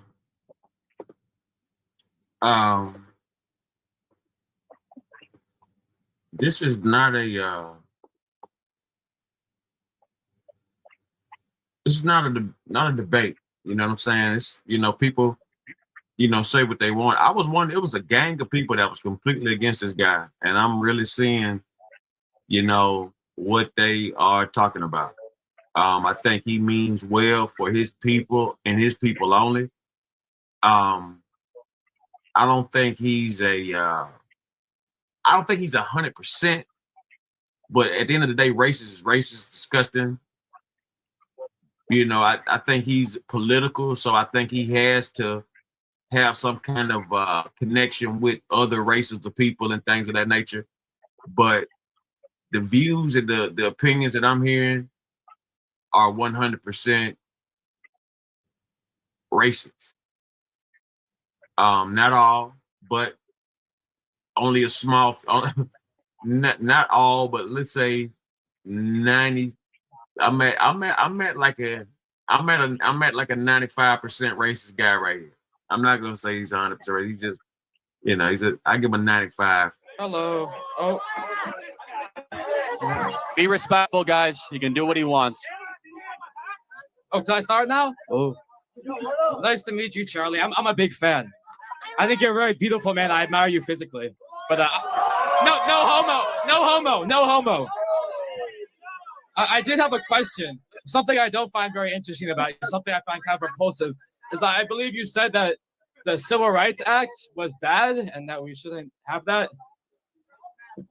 Okay. Well, Oh, thank you. I appreciate that. I don't like you as much as Charlie, though. First of all, what's your name? Sorry. I don't want to be like filmed and stuff. Too late. I'm You're anonymous, comparing number abortion one. to the Holocaust. Anonymous Absolutely, guy. I am. In fact, it's worse. It's worse. It's worse. Like a capitalist every single day, Cenk. I live as a capitalist. Okay? I live when I believe. What? So you're comparing abortion to the Holocaust. All right, here's ranking worst Charlie Kirk moments. Go to top 5. So you're comparing abortion to the Holocaust. Absolutely, I am. In fact, it's worse. It's worse. It's worse. Like a capitalist every single day, Cenk. I live as a capitalist. Okay? I live when I believe. What do? I get charity every single year. Hold on. Come on, Cenk. Let's go. Do you truly, in your heart of hearts, truly believe that this is human being? This, Without a doubt. without a doubt, Yes. this is a dolphin fetus. Does fetus mean in Latin? What the? I'm sorry. Is this It means little human being. The smile is very creepy. Okay. Smiling is creepy. No, your smile specifically. You are a culture warrior. I believe when everything is done, Mr. Kirk, people will see you and the people you supported as corrupt, as selling the country out to the lowest bidder, and of doing irreparable damage to a country I'm sure we all deep down love. The difference. You will have to reckon with that. Difference Mr. Kirk. is when.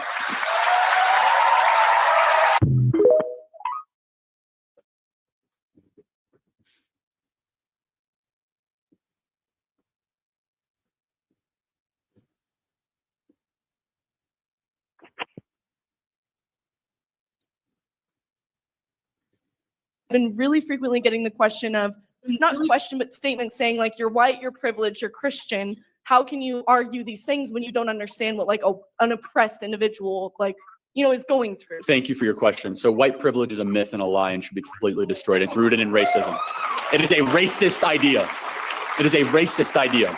The best people in America are not white people. They're Asian Americans and Indian Americans. So why don't they ever talk about Asian American privilege? Asian Americans were widely discriminated against in the 1940s and 50s. We treated them horribly and put them in internment camps. Then through a series of decades of making good choices, they've now become the richest per capita subracial group in America. I never hear about Asian American privilege. Never hear about people getting so upset that all the Asian Americans are getting the PhDs or the degrees or all the good jobs in California, yet they're trying to target white people. Here comes the basis of it. If they're trying to balkanize this country and break us into different subracial groups, that is the definition of racism. Been really frequently getting the question of, not question, but statements saying like, you're white, you're privileged, you're Christian. How can you argue these things when you don't understand what an oppressed individual is going through? Thank you for your question. So white privilege is a myth and a lie and should be completely destroyed. Okay. Man, there's no telling who was coming at him because he's everywhere. He was shaking. He's ruffling feathers. Have longer sentences for similar crimes, and that's when every other demographic factor is accounted for, like age, income, I guess area within society. So I was wondering what you think about that, particularly because there is that imbalance, and I would regard that as institutional. So, is the quality of their legal representation factored into the study? I can't speak to that because I don't know. It's not. So, for example, if LeBron James committed a crime, he'd have pretty good lawyers, right? Most likely, yeah. Yeah. So maybe it's an income and or legal quality point, not a race point, right? Here's my contention. My contention is the following. There are other reasons to blame disparities other than discrimination, a lot. And one of my biggest learning moments today on campus is how almost everything gets attributed to racism or discrimination. There's a fabulous book I encourage all of you to read. It should be required reading by Black economist Thomas Sowell called Discrimination. It might be the other way around, disparities, whatever. I think it is discrimination and disparities. And he makes the argument there are hundreds of other potential explanations for not just racial groups, but smaller than racial groups, how you go locally, linguistically, and all this. So I encourage you to look at that. And you have to factor that in. I don't think for a second, then you wouldn't either, that Oprah Winfrey, who has a house right down the street, if she committed a crime, that somehow she would not be able to get the best legal help. It's not about skin color as much as it is income, which is not about race. It's about other choices, such as, is there a father in the home? For example, if a Black has a mom and a dad present, that family and that child has a higher chance of all objective facts of success, college attendance, low likelihood of committing crimes, than a white child that has just a single mother. You see, fatherhood transcends color lines. And what we have learned through massive macroeconomic studies is that when Blacks have fathers around, not only do they succeed as much, they succeed even more sometimes than white families. And that is my contention. Thank you for being here.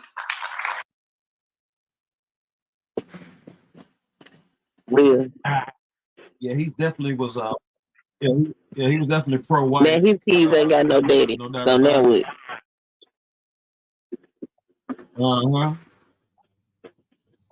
Yeah, that's exactly what's going on. I was wondering why people was hating him so bad. Like, I didn't really like. This is my first time ever hearing of him, and so as I'm scrolling down, like looking through all these old fake ass tears and shit, I start seeing all kind of people just start, going in. Yeah, he's a fucking racist. He's a racist, no doubt. No doubt. He's a fucking. And he got killed by his own people. And these fucking white folks, he's sitting up here trying to figure it out how they can make this a black issue.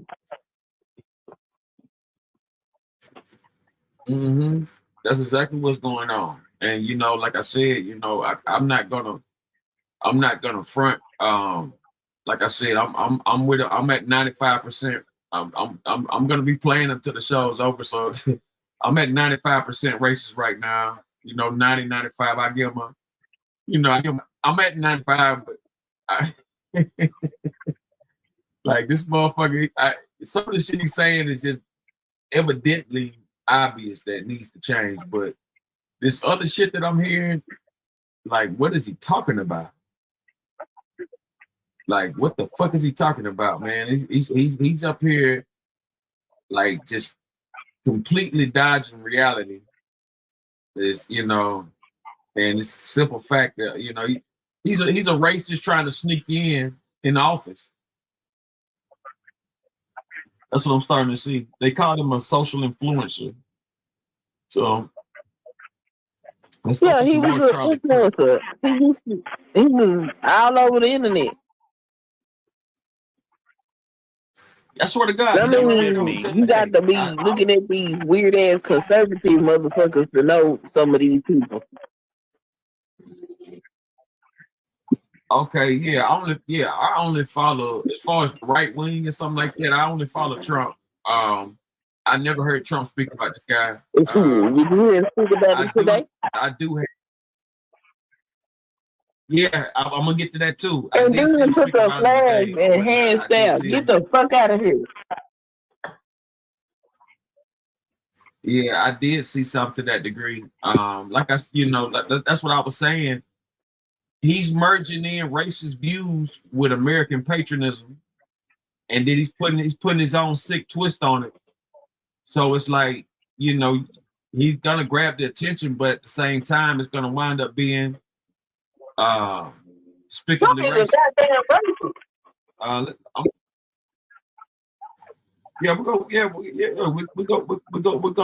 We're gonna listen to some more of his rhetoric, and we're gonna really get that.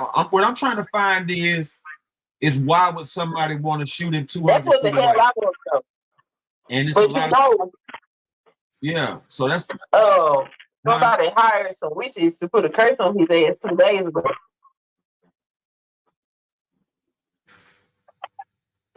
It's a video. No, they was talking about it. It's a channel called Secular Talk, and they found the post where it was some witches that was against the right wing and shit. Somebody paid them to put a curse on Charlie Kirk, and 2 days later, this nigga got sniped out. That's it. And then they can't find the person that did it.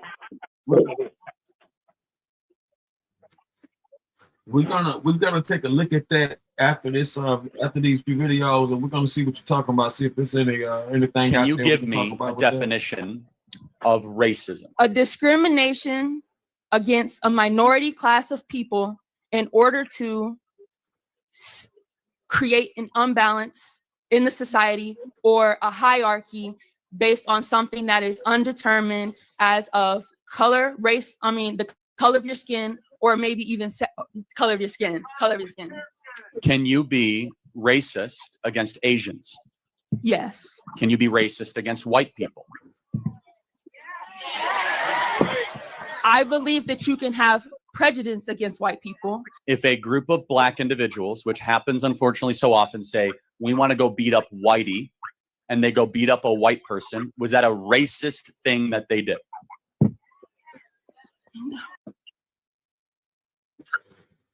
Yes. Absolutely.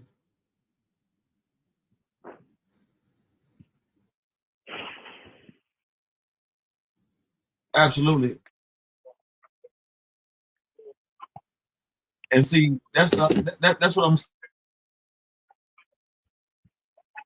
saying. He playing Jedi, man. I would have to ask for further context, but yes. Yes.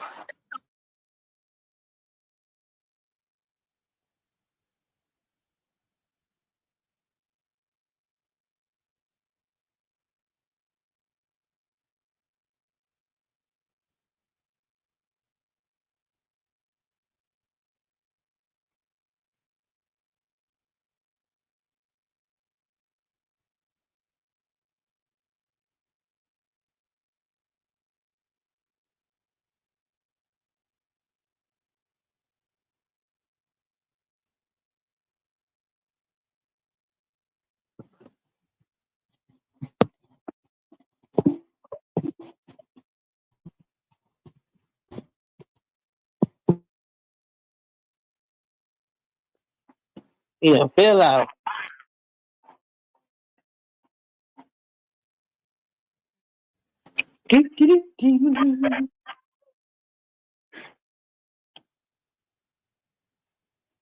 So this man is saying that he believes in God and he's a Christian. Oh yeah, he's a Christian nationalist.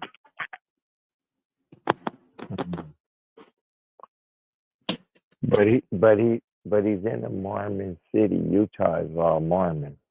So he goes around to different college campuses and talk to them college kids. And so he happened to go to a college campus in Utah, and that's where he got his ass started. Is he from Utah? No. Oh wow. Yeah, this crazy.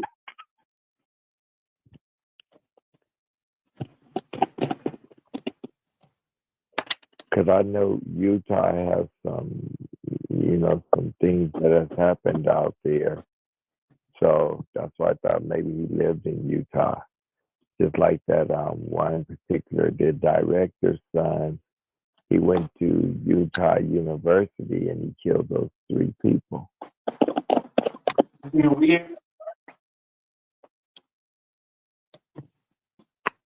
Yeah. No, he didn't live in Utah. That was his new form of content. Going to talk to them college kids.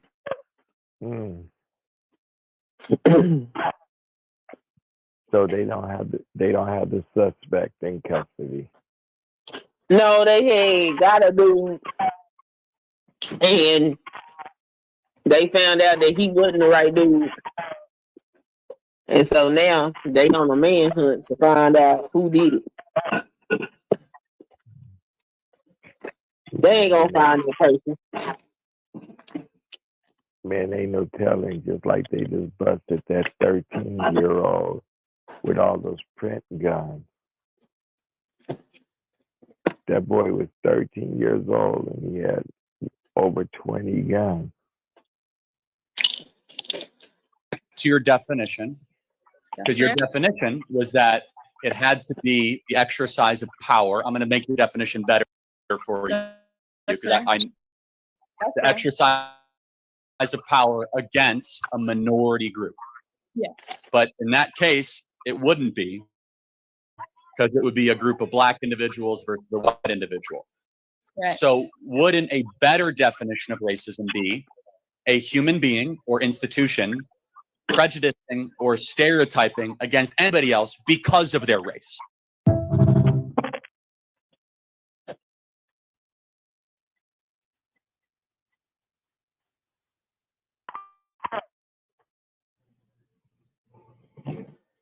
Is my mic messing up?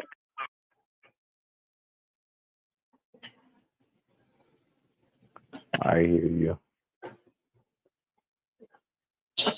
I keep hearing this static.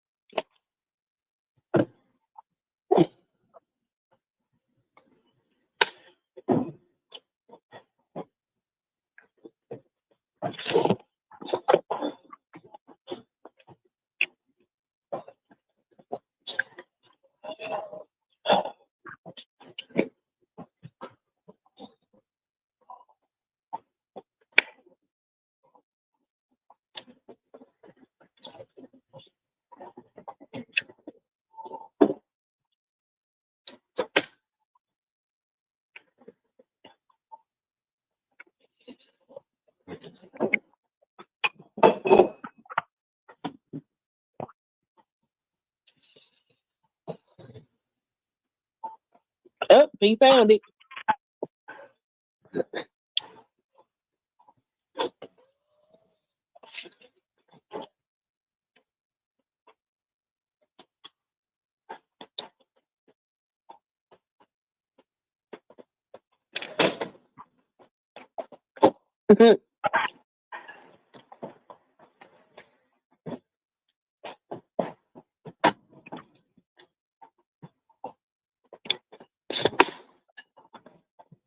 Ooh.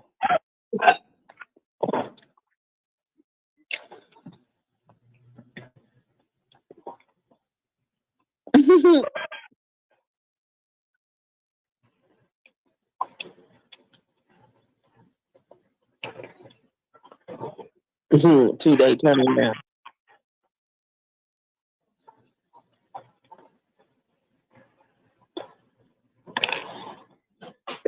Okay.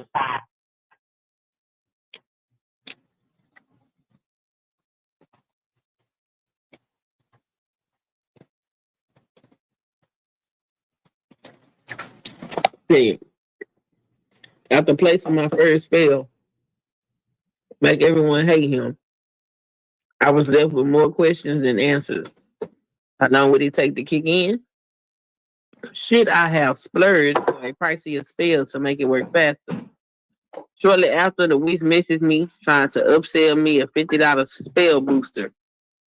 When I asked what it did, she explained it would amplify the energetic support of the main spell, or else I could let it unfold in its natural timing. I decided to trust the witches. You gotta scroll down.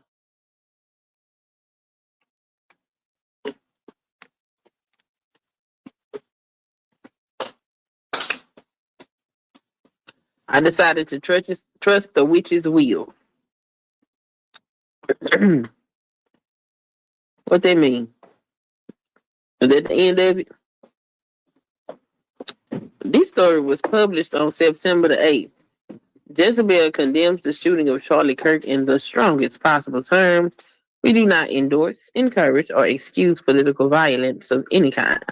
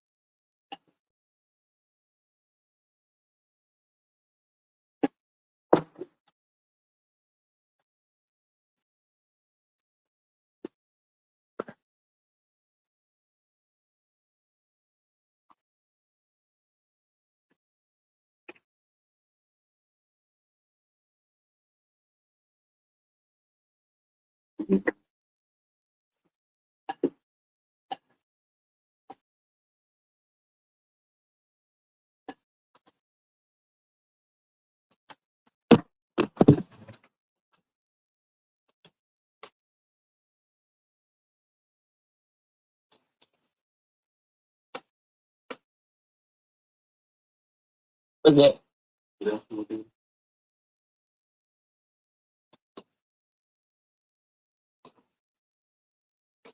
What's your vegetable? I don't remember no vegetable. Oh, you talking about that Viola? Okay. Not Roland Martin.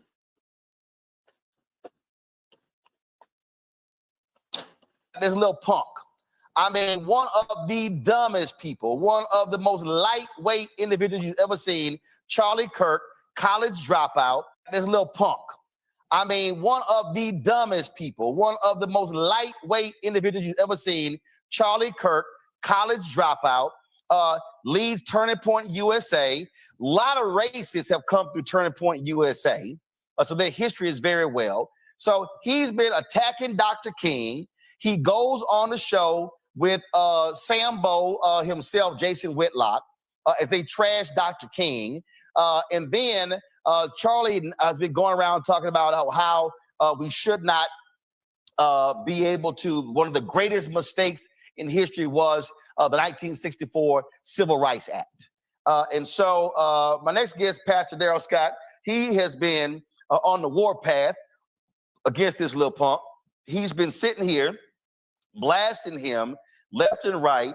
And he also revealed on social media the other day of a quite interesting story, a very interesting story that was stated in the White House. But before I played that, there's this there's just flat out racist named Nick Fuentes. He was the one who had lunch with Donald Trump and Mar-a-Lago with Kanye West.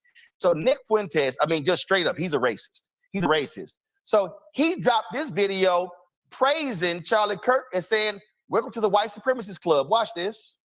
Charlie Kirk, as we know, has become a white supremacist, and that's a huge victory. But he remains a Jew lover. he remains a Jew lover, and Yeah, see, that's what I was saying. Hey, I promise you, that's exactly what I was saying. This guy's dead on too. Like, I noticed when we were talking about the reparations, he did not deny the Jews for getting their reparations, but he denied black people for like hundreds of years of oppression and discrimination and suffering, raping and pillaging. Charlie Kirk, you a piece of shit, and this racist motherfucker, he knows it. This a white supremacist sees that you a fucking. Well, Nick Fuentes was on Charlie Kirk's ass before he got killed. Charlie Kirk was avoiding Nick because Nick been on a rampage. Nah, I gotta tune in because this guy right here, at least he's honest. This, like I said, I'm new to this. This is my first time ever hearing of Charlie Kirk. Never heard of him. This is my first time hearing of this guy right here. Never heard of him. And you ain't never heard of Nick Fuentes? No, ma'am. Oh wow. Nick Fuentes is a racist to his damn soul. But he is also a government conspiracy theorist. And a lot of the shit that he say make a whole lot of sense when it comes to the shady and shit that they're doing. And so he's been going after all these different conservatives. He roasted Candace Owens' ass. He roasted what's his name? That police officer that's always talking shit about black people. The black dude, the cooning ass motherfucker with slow talking. Yeah, he went off on him. And he was going after Charlie Kirk, but Charlie Kirk was avoiding him. So yeah, Nick on all their ass. What's that? Let's hear him out. No, I don't use language like that, you know.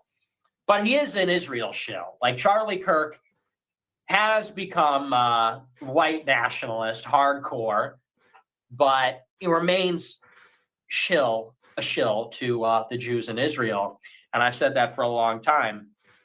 But if Posobiec is coming out swinging on both fronts, it's like, hey, if Turning Point would just stop banning Groypers from their conferences, maybe we could work together. If they would just stop bad-mouthing me and just reintegrate the Groypers into the machine, that would be a win for everybody. So, Pastor Darrell Scott, if a racist like Nick Fuentes is saying, "Hey, welcome to the club," sounds like all your criticism of Charlie Kirk been on point. Hey man, first of all, let me say you got one fact wrong. What's that? He's not a college dropout. He's a junior college dropout. Well, junior. So you made it seem. Junior colleges no. Junior colleges are colleges, but technically, yes, you're correct. Go ahead. Yeah. So basically, he has a high school diploma. Well, but I don't know what his GPA was either. Well, but it's no different than the person who he hired, Candace Owens, who also dropped out. So, hey, they got something in common. The thing here is this here. You said something the other day, there was a meeting at the White House, and Charlie Kirk told Trump, just go ahead. No. He didn't tell Trump.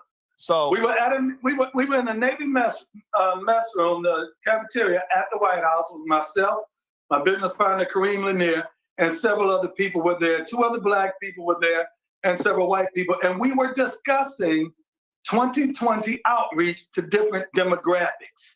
And we talked about the evangelicals. We talked about suburban white women. We talked about gun owners. And then when they got to black people, Charlie Kirk said, I think Trump should just tell black people anything. Just lie to them.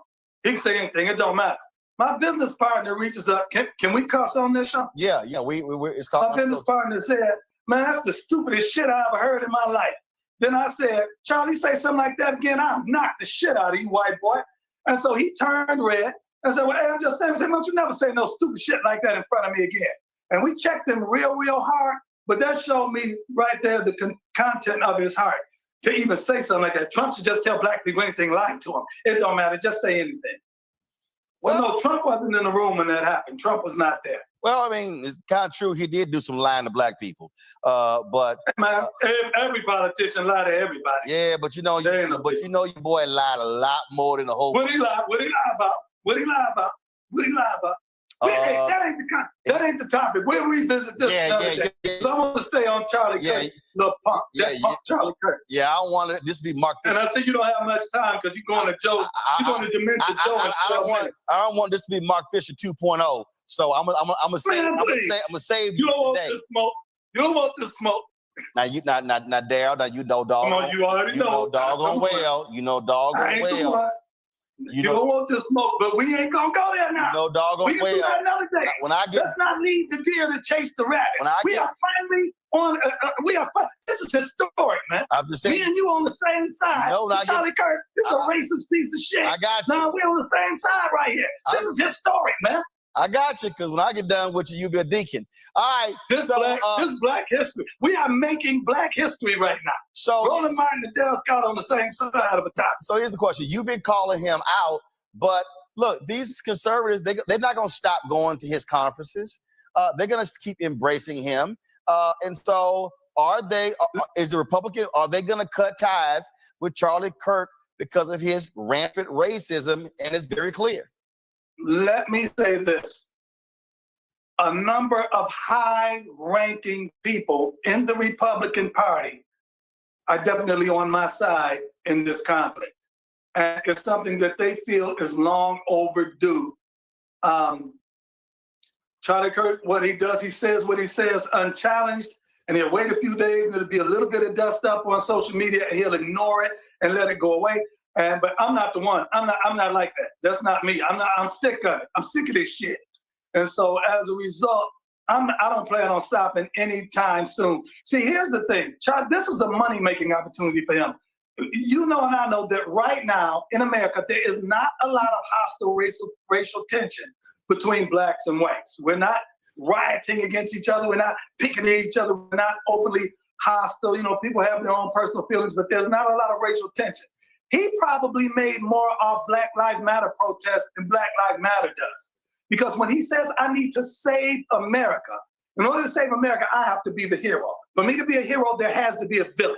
So he hides his racism behind CRT, behind DEI, and he makes the black man be the villain. He's perpetuating this racial divide. He's making all white people look at black people with suspicion. And then Charlie can stop it. Charlie can save it if you give me money. And so it's all part of this hustle. But ain't nobody going for that bull crap. Reese, you got a question? I think that was well broke down. And like I said, I've never heard of Charlie Kirk till now. That's why I was giving him the benefit of the doubt. I even wrote a decent article on Charlie Kirk on one of my social media sites. It's in the description. If you pay attention to the description, if you guys read the description, for those who read descriptions. Charlie Kirk, man, now that I'm knowing who this, like hearing some of this guy and knowing, getting familiar, these two brothers got him, jammed up. Got to, definitely know who they're talking about. I had no idea this guy was even around. Like this is despicable. But we're gonna give him his just due. You want to ask a question? Yes, Pastor Scott, respectfully, I'm curious with the Republican Party's turn to naked white nationalism, is this speaking out against Charlie Kirk more about self-preservation for your role? Because as far as I understand, you're still on the Trump train for 2024, right? So obviously, if they don't need black people for Trump, if they have the Charlie Kirks and the Candace Owens, who is black, to be fair, and the Nick Fuentes that are gaining increasing power in the Republican Party. All right, first of all, the Republican Party is not shifting to white nationalism. The majority No, it's of not the shifting. Republican Party. I said it's embracing naked white nationalism. No, it's not. You know why? No. What's happening? I think I'm revealing to them some aspects or causing them to think in ways they didn't think before. See, once again, they're masking their racism behind political terms, and so they're making DEI an issue and they're making CRT an issue when it's reality. It's simple racism. Let me say this about the Nick Fuentes. I talked to President Trump about the Nick Fuentes issue. He didn't know that guy. Kanye called him from the car and was coming in to meet. He said, "Hey, can I bring my friend in?" And once he brought his friend in, Trump didn't know who the guy was. They had to tell him, "Man, get this guy out of here. He's a white nationalist." But that's what happened right there. He didn't know it. Kanye did that. Well, if you let folk first of all, any real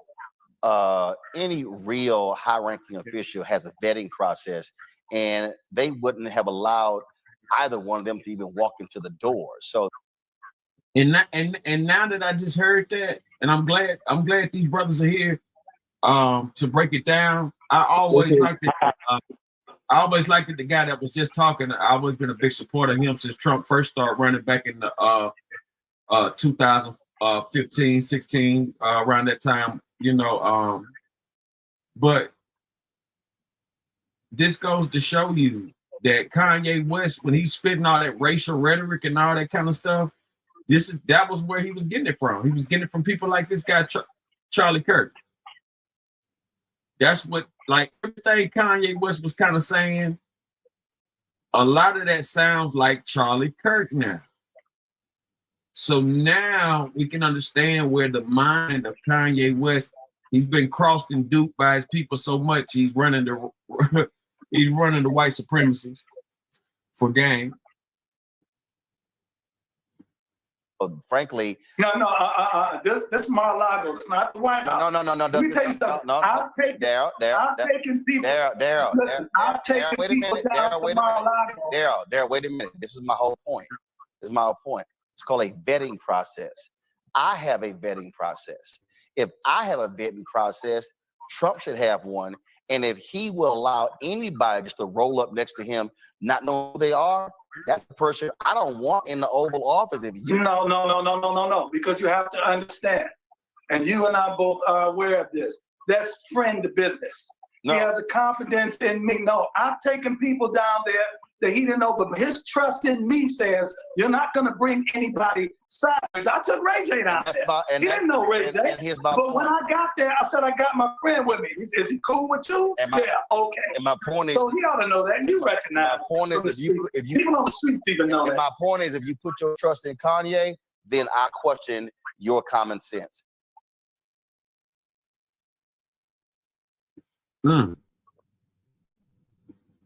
Well said, Roland. This one might be one of your best shows. Dr. Daryl Scott is one of my favorite guys, man.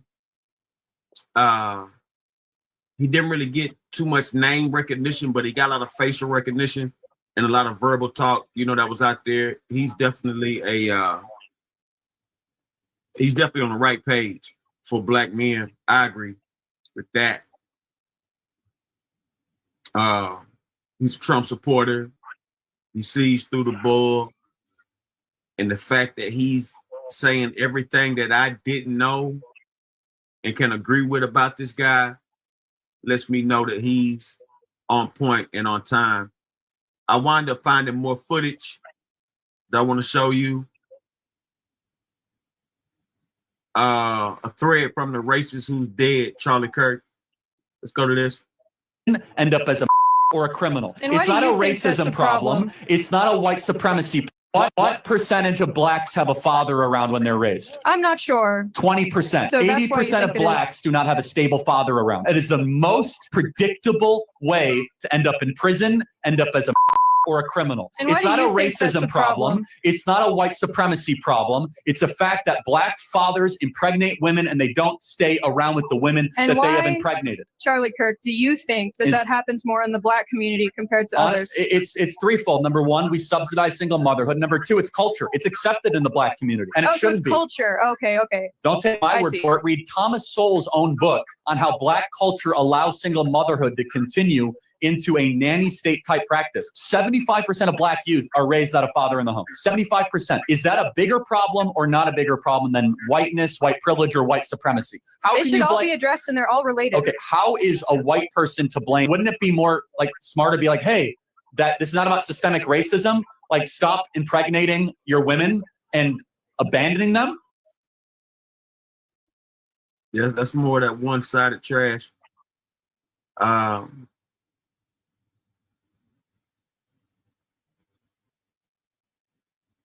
This guy is definitely a white supremacist. Let's go to Charlie Kirk says black people were better off in slavery and subjugation before the 1940s. This shows they were actually better in the 1940s. It was bad. It was evil. But what happened? Something changed. They committed less crimes. Maybe they were less fra- afraid. I mean, 4,000 Black men, women, and children were killed Okay, so in that's- violent that's your- lynch okay, mobs. that's your explanation. But I guess, Racial so, but terror black- permeated black- American culture for hundreds of years. Black America is You don't worse than think it has been that in the last affected 80 years. the generational psyche of an entire group of people? Well, I'm sure it did. I'm not discounting that. I'm just, it shows they were actually better in the 1940s. It was bad. It was evil.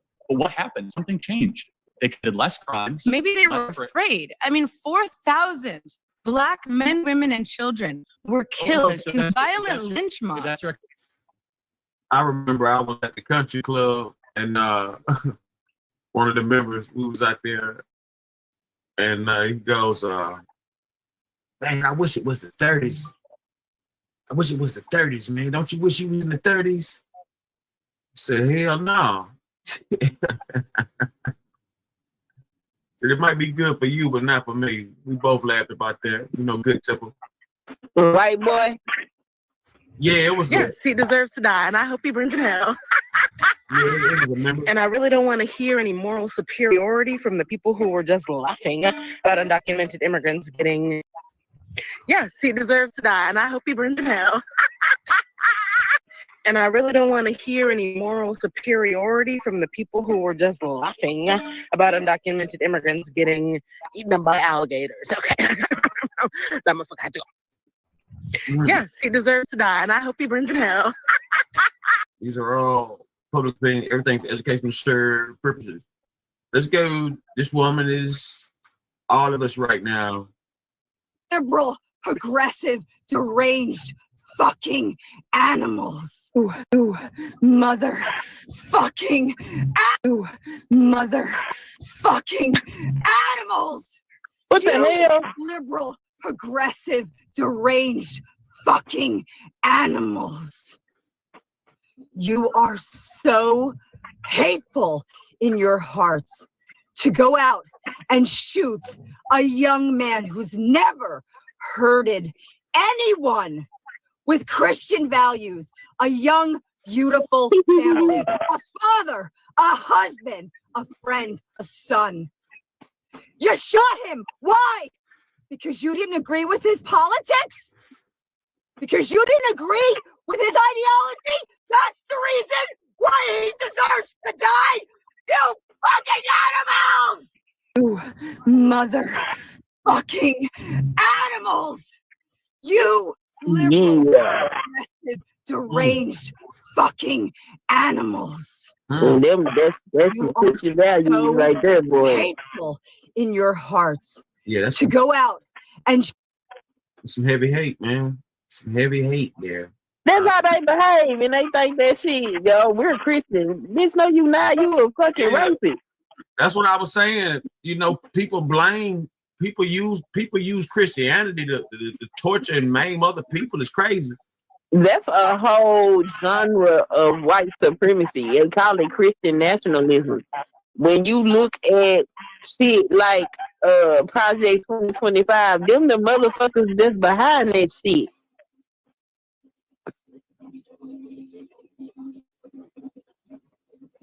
Yeah, it's getting out of hand.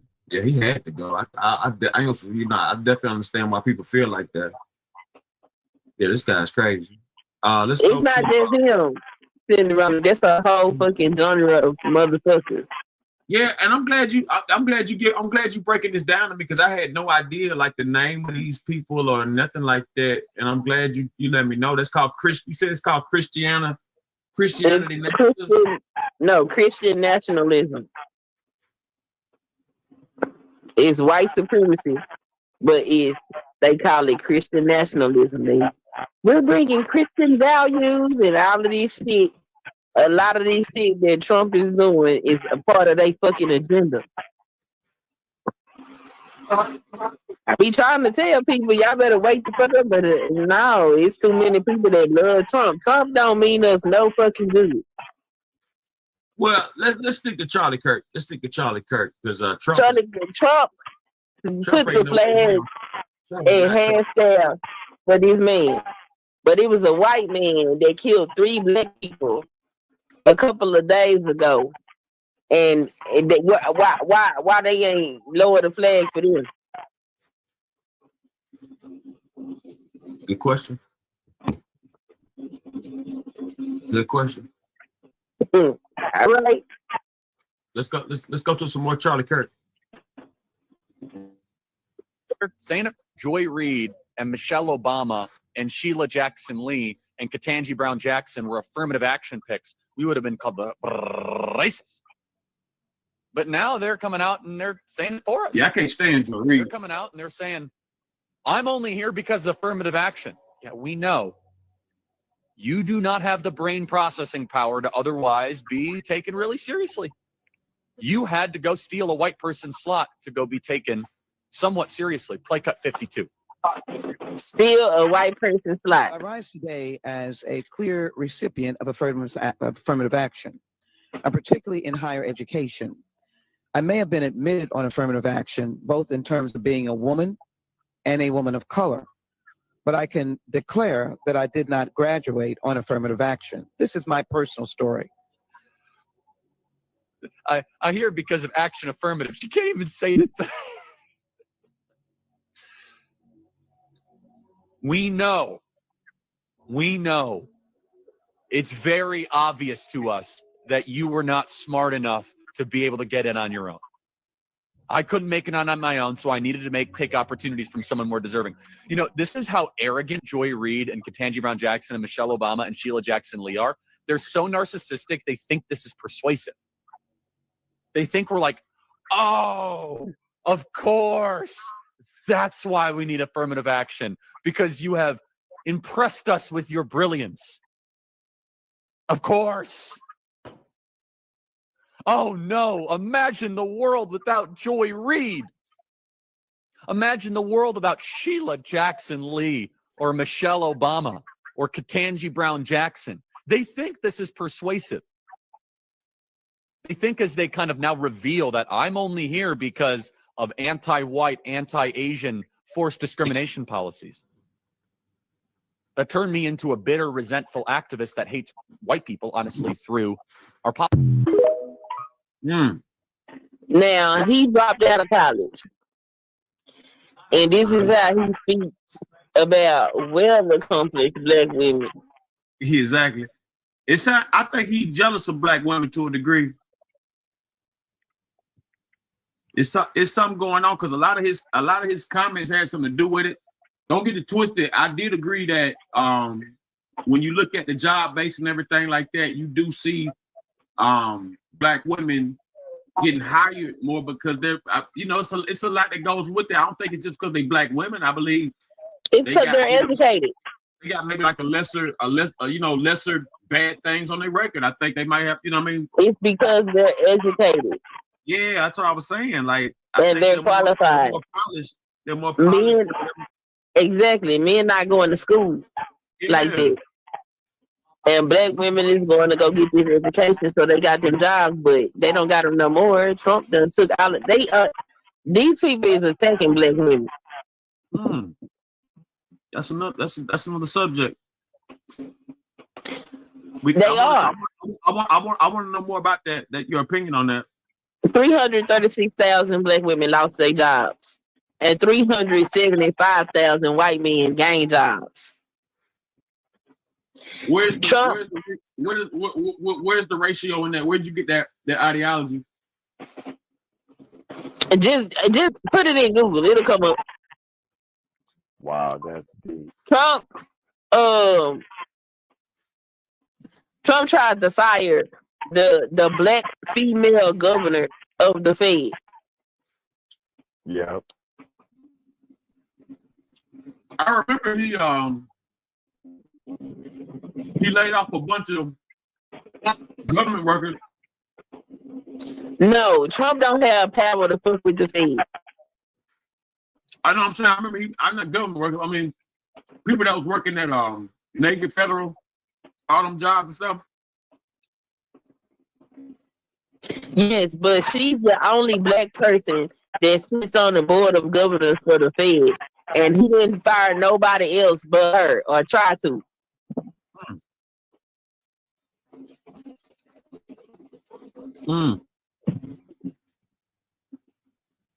Let's go to some more Charlie Kirk. And don't run with it, bro. It's just mental health shit. Now you gave motherfuckers the ultimate reason to pop off because you took out the ultimate right there, but you literally have idiots, demented fucking demon ass bitches out here supporting the shit, dog. So y'all die on that sword, bro. Y'all keep barking that shit. Y'all keep talking that shit. Y'all are giving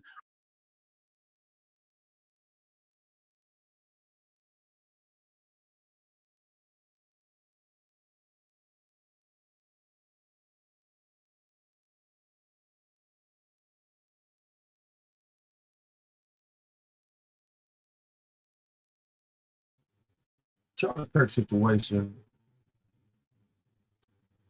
all in summed up.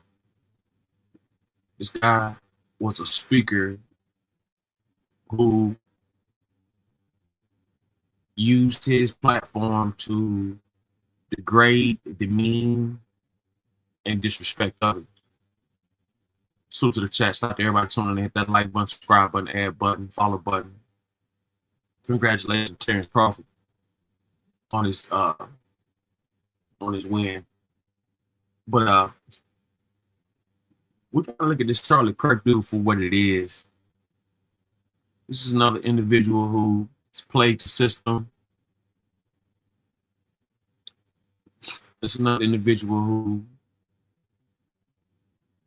had no sympathy for others. He made racial statements towards blacks, trans, Latinos, Asians. He was really jealous of Asians. I mean, he was really jealous of Asians.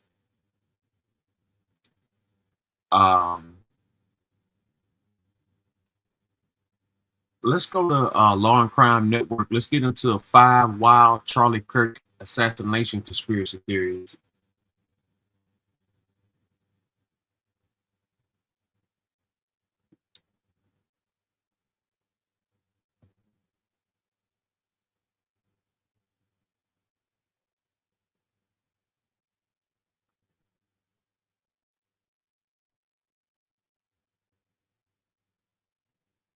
And there is one person responsible for what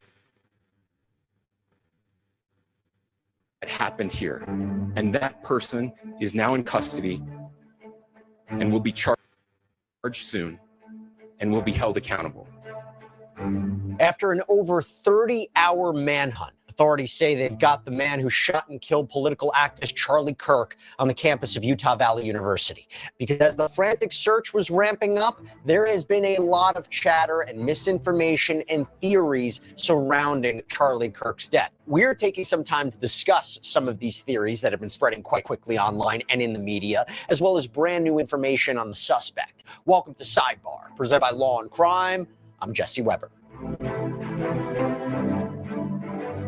Federal and state authorities in Utah say they have arrested the gunman, the man who allegedly took the life of political activist and media personality Charlie Kirk, identifying him during a news conference this morning as 22-year-old Tyler Robinson, who actually, by the way, lived hours away from Utah Valley University. But authorities say he is the man. They say he is the one who brought a bolt-action rifle to the top of a campus building and fired one shot at Kirk, who, by the way, was speaking in this debate-style event in front of thousands of people. That bullet, and I'm sure you've seen the videos, that bullet hit Kirk in the neck. He was rushed to a hospital, but the married father of 2 young children was pronounced dead at just 31 years old. Good morning, ladies and gentlemen. We got him. On the evening of September 11th, a family member of Tyler Robinson reached out to a family friend who contacted the Washington County Sheriff's Office with information that Robinson had confessed to them or implied that he had committed the incident. Robinson, he was taken into custody around 10 p.m. He was booked into jail. According to FBI Director Kash Patel, after surveillance images and video of this suspect was released to the public, they received thousands of leads. While he said that they're going to follow up on all those leads, even though there's an arrest, there are still so many theories about what happened here. And you wonder, is it really going to quiet that conversation? We're talking misunderstandings. We're talking misinformation. We're talking up conspiracy theories, general theories. That is what we want to get into right now, because even with someone in custody, a lot of these theories, I wonder, will they continue to circulate? You know that there's going to be people who say, oh, this is just the fall guy. There's something bigger here. Maybe there's other people involved. Now, you know, we've been on top of the story from the very beginning, and we are able to do that because of the incredible support that we get from our sponsor, Morgan & Morgan. This is America's largest injury law firm. This is a firm with over 1,000 attorneys. You know why they're so big? Because they win a lot. They have recovered over $25 billion for more than 500,000 clients. Think about that. In the past few months, a client in Florida received $12 million after the insurance company offered just $350,000. Out in Pennsylvania, a client was awarded $26 million. That is 40 times the insurer's $650,000 offer. You have another client in Pennsylvania who received $29 million after being offered only $500,000. And even if you think your case isn't worth millions of dollars, why not just start a claim and fight for what you deserve? Morgan & Morgan, they make it so simple. You can start a claim from your phone in just 8 clicks. So if you're injured, you can easily start a claim at forthepeople.com/LC sidebar by clicking the link below or scanning the QR code on screen. So I want to start with the shooting itself. This is a big one. You probably saw this too. The white hat guy, right? Let's take a look. Do you know how many mass shooters there have been in America over the last 10 years? Counting or not counting gang violence? Now, you see him standing behind Charlie Kirk. So it appears that he touches his hat, then his ear, and then it's followed by a guy right next to him in black who puts his arm out and touches it. Now, that appears to be one of Charlie Kirk's security members. And then right there, right then, that is when Charlie Kirk is shot. So the theory is, were they signaling the shooter? That is a conversation that has been happening online. I mean, look, it is strange and it is weird that out of all topics and out of all times for Kirk to be shot, he's talking about gun violence, talking about transgender people being shooters, and the last word he says before he's shot, the word is violence. It's creepy. It's chilling. It's strange. Now, I will say it appears when you look at another video, another angle, those two individuals, when the shot is fired, they look legitimately shocked. I think there's an argument there. They seem to be surprised by the gunfire. And the argument is, right, they're actually in the line of fire too. Now, it does bring up something else. It brings up the issue about whether or not multiple people could in fact be involved. We heard what President Donald Trump said on Wednesday. My administration will find each and every one of those who contributed to this atrocity and to other political violence, including the organizations that fund it and support it, as well as those who go after our judges, law enforcement officials, and everyone else who brings order to our country. I actually asked former CIA and FBI agent Tracy Walder about this before the arrest of Robinson. Take a look. Do you think this is a situation where it was one person acting alone, or do you think it was coordinated and there was some help? I mean, we don't know at this point. I've seen a lot of people talking online about what may or may not have happened. From your perspective, we talked about how it might have been planned. Would you suspect that there could be multiple people involved? So I think so, but not in the sense that you may think, Jesse. Okay. So what I actually think is there are these, well, they're from Telegram subchannels, those kinds of things on social media where individuals talk about this kind of thing and talk about this kind of violence. So I 100% think that there were individuals in this chat room assisting this person, goading this person on, wanting them to do it, because that absolutely exists in this internet subculture. So that's where I think these accomplices came from, and that's what ultimately needs to be shut down. Got to talk about something else with the shooting too. So there are certain angles of the shot where there is a belief that Charlie Kirk was shot in the chest, but the bullet ricocheted off of what people believe was him wearing a bulletproof vest, and then it struck him in the neck. Now, according to the BBC, neither the FBI nor Turning Point USA, which Kirk co-founded, neither confirmed whether he was wearing a vest that day. It is interesting, though, because the Daily Mail spoke with Chris Herzog, who is apparently the owner of the Bodyguard Group of Beverly Hills, a private security firm. Herzog claims he spoke with Charlie Kirk during a rally at California State University several months before and warned him that he would be killed at one of these rallies or events unless he took the proper precautions. Now, Herzog's colleague, Mark Wilson, also claims that he spoke with Kirk, telling the Daily Mail, we're huge Turning Point fans, being conservatives, and we discussed the lack of security because he's up close with these nutcase kids and doesn't appear that he even wears a bulletproof vest. It's super sad what has happened. However, based on the reporting, based on the analysis, it does seem, by most indications, that he was shot directly in the neck. Actually, again, here's what Tracy Walder had to say about that. I think we want to think that this is some kind of a trained assassin. You know, maybe we see that in movies and that's something that we want to see. But the reality is a 200-yard shot, which is about what this is. Again, I don't have the exact data, but a 200-yard shot I believe he was probably aiming for the head, came in a little bit low, but again, I don't know for sure. This is someone who is familiar, obviously, with weapons. There's no question. I don't think if you've never held a weapon before, you would be able to do that. But this is someone that probably had a scope attached, had been sitting there for a few minutes, got the target in their sights and got off that shot. So I think it's someone who is moderately to highly familiar with weapons, but not some kind of a trained assassin. Now, if you were talking about 600 yards or more, sure. But I don't feel that that's far enough for this to be some kind of a sharpshooter. Okay, now I want to move on to this next theory. There is obviously a lot of political high tensions brewing with narratives being pushed that this was a left-wing extremist. I mean, right-wing influencer Mike Cernovich posted on social media that the shooter, quote, was an ideological foot soldier of far left-wing billionaires. My first assessment after the shooting was noticing those guys behind, standing behind them. Let's see. You know, when you look at the footage and things of that nature, you can clearly see these guys doing signals. You know, ready, aim, fire. I've stated that he's also you know, could have been a scripted suicide.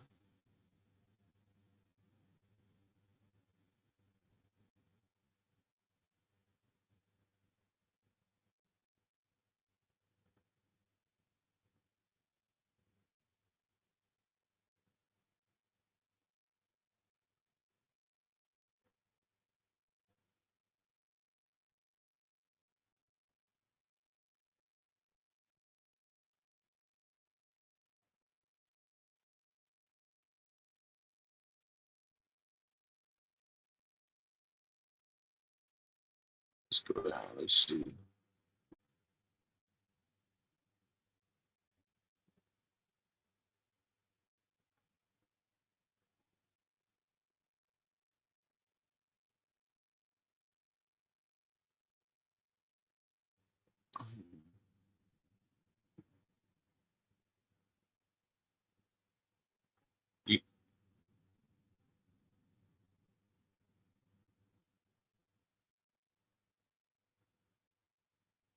You know, it's not an opinion you can put on this guy.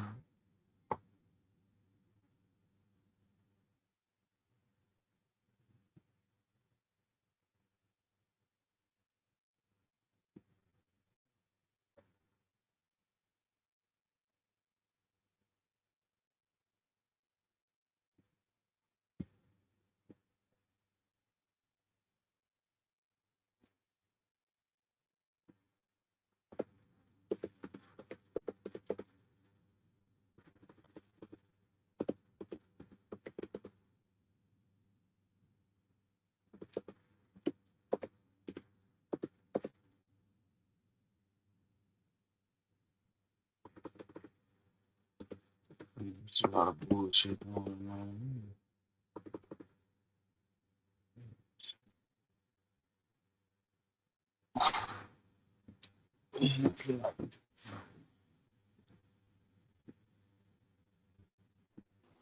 Jay Green. Whoa.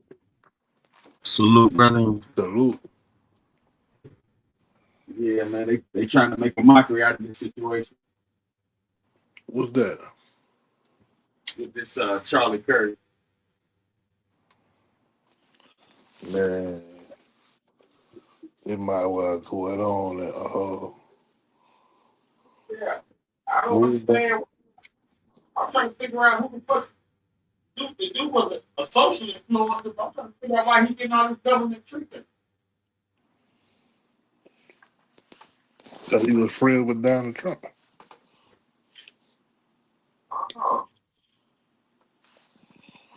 You know, man, like I said, I voted for Trump, but I can vote for this dude, man.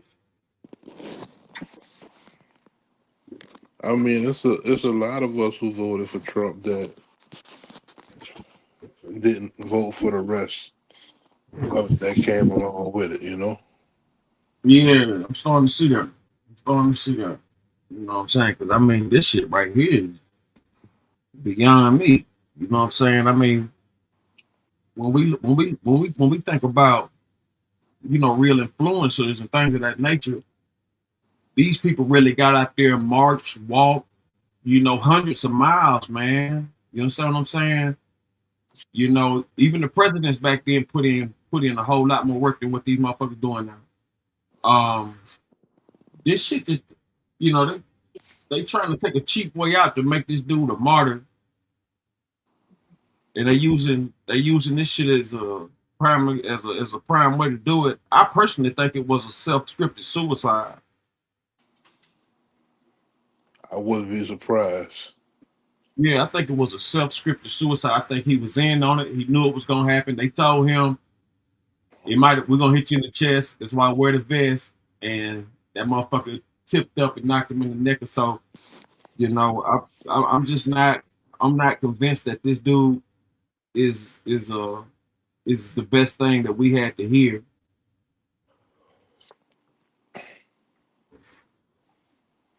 Real talk. I don't think he was supposed to die. Right. But you're not surprised. I ain't surprised. Right. Right. I go, yeah, I'm like that. You know what I'm saying? Like, I'm not necessarily, you know, I'm not necessarily going with the fact that it happened, but at the same time, it's a lot of racist hate and it had to get dealt with. You know, I'm definitely not gonna you know, say I would have did this or I would have did anything of that nature.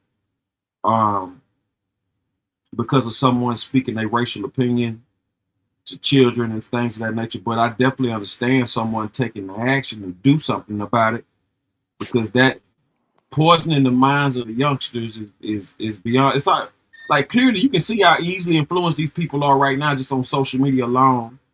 Yeah. By all this fake tears, fake love, all this old shit, man. They don't even know this motherfucker. And then if they did know about the bitch, they'll know this motherfucker's a racist. I mean, this shit is clear. I mean, it don't take all year long when all the shit is in documentation, recorded and everything. So it's like you ain't gotta think too much. I mean, for motherfucker saying the same shit everywhere he go, he ain't changing the story. It ain't like, you know, he goes and talks about different topics. It's damn near the same topic with this motherfucker every college joint he go to, it's the same shit.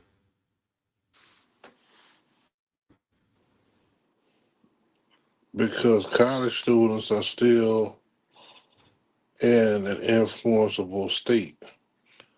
Like most of the time, you'll find kids who are racist early, but a lot of them don't become racist until after college. Something happens on them jobs where they'll say, hey, you know, we were supposed to give that to Derek, but we had to give it to you, buddy, because you're a good white Christian.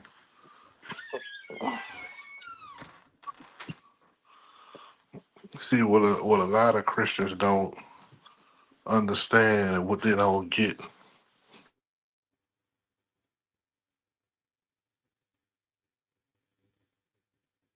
Good white Christians.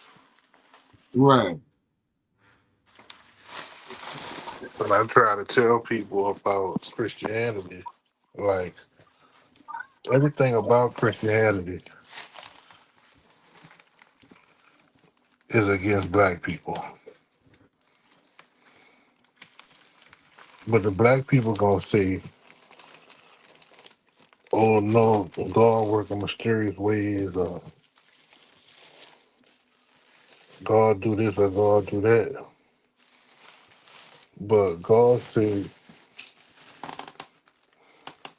the Bible says either you gonna honor me as your God or you going to hell.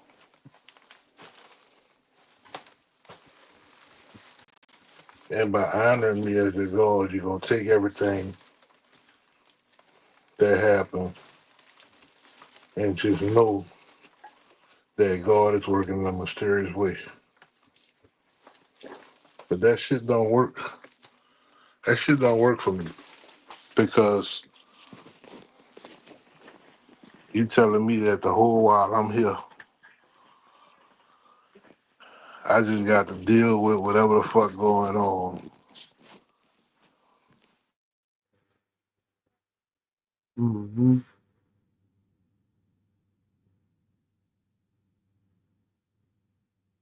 Yeah, things. Yeah. People change through different situations, you know. Yeah. That's just how it go. People definitely change through different situations, man. Um, I'm trying to figure out where all this white fatigue, man. You know what I'm saying? The things of that nature, things get paired up even to a quarter percent, because it's still one sided now. But when things get paired up, even to a percentage, motherfuckers complaining, doing saying all this whole ass shit, doing all this old weird shit, man. There is no reason for anybody black to be feeling so emotionally attached to this piece of shit.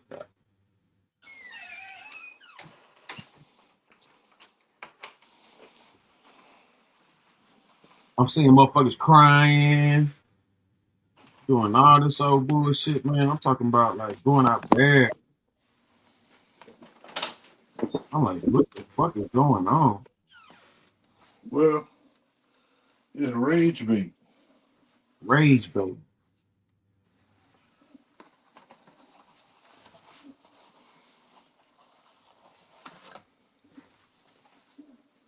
They had to do something to piss everybody off.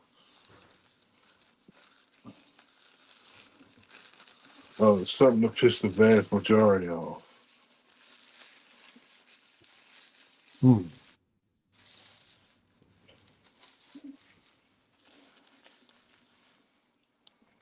Mm-hmm. Yeah, they had to do it.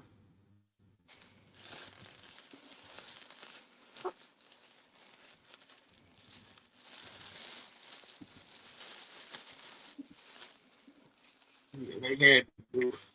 Like I said, he knew he could never be president. He knew he wasn't gonna get that far because he already crossed over too much. Like I said, I'm not surprised. I'm not surprised. I won't be surprised if this was a script. This was all scripted.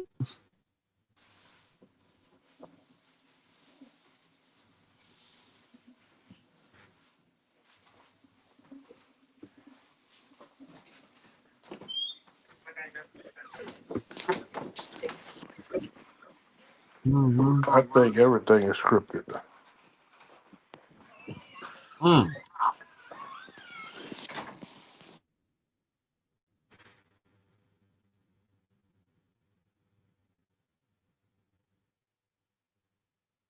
I can believe that.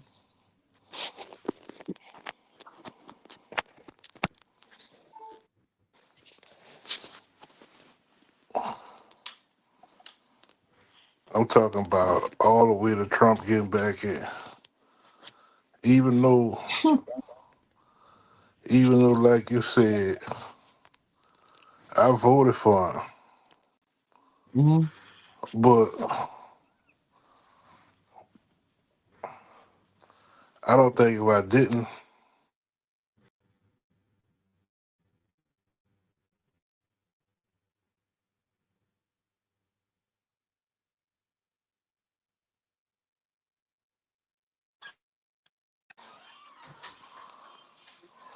what my one vote would have did. You feel me? Right.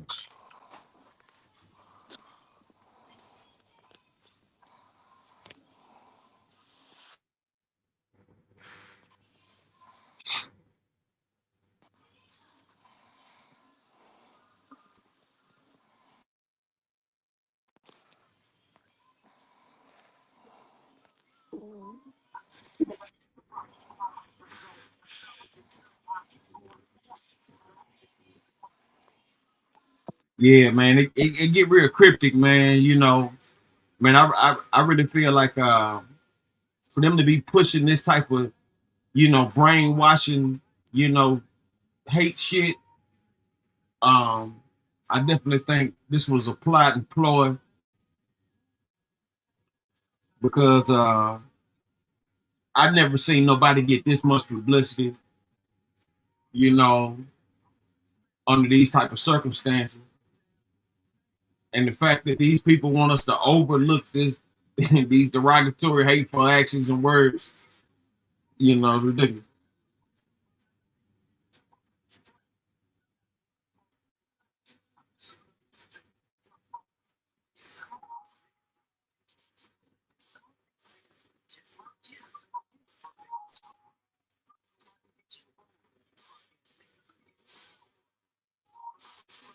You did.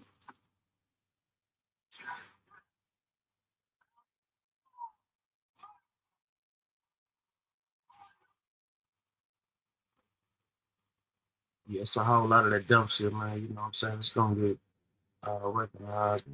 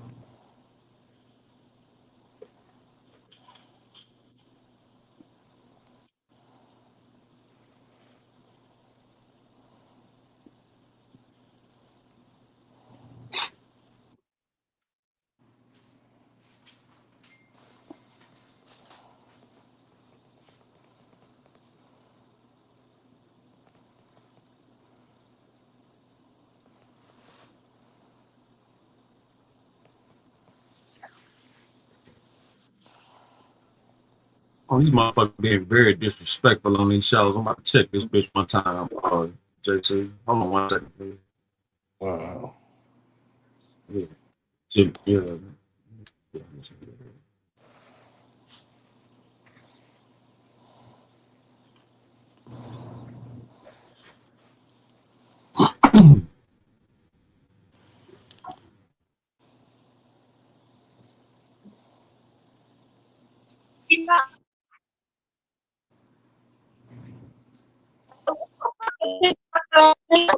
Ass nigga, monkey ass fucking nigga, you a fucking bitch. Hey, man. Hold on, man. Say,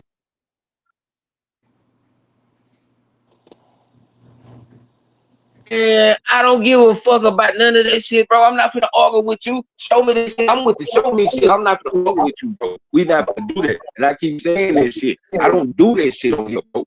Y'all do that shit over there, bro. I don't do this motherfucking bullshit, my nigga. I don't, bro.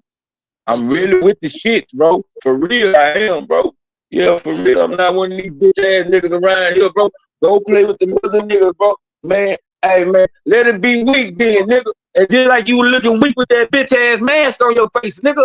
All you gotta do is answer the question. Them niggas talking about you, nigga. Your bitch ass on. All you niggas do is talk and bump. Please, when y'all come to Houston, I put it on my mama's soul, nigga, and I go live. And I'm gonna show you this blood shit, nigga. You fucking with the right nigga. You bitch ass niggas don't do nothing but talk. I swear to God, and I put that on my soul. And that for every one of you niggas that I see.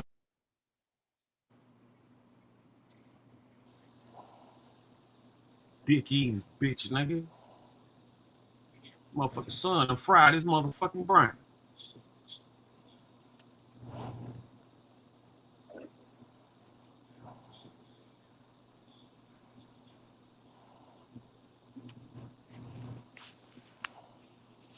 All right, here we go. Back to Charlie Kirk.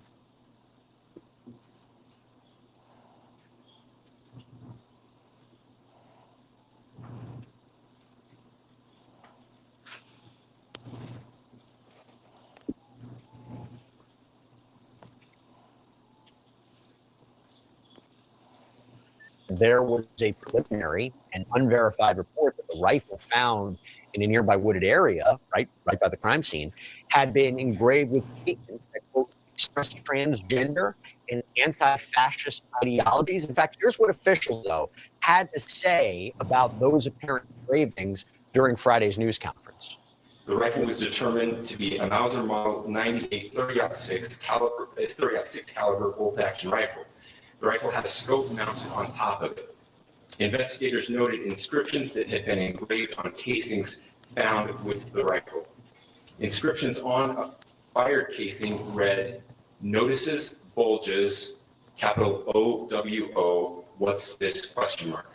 Inscriptions on the 3 unfired casings read, "A fascist, exclamation point, catch, exclamation point."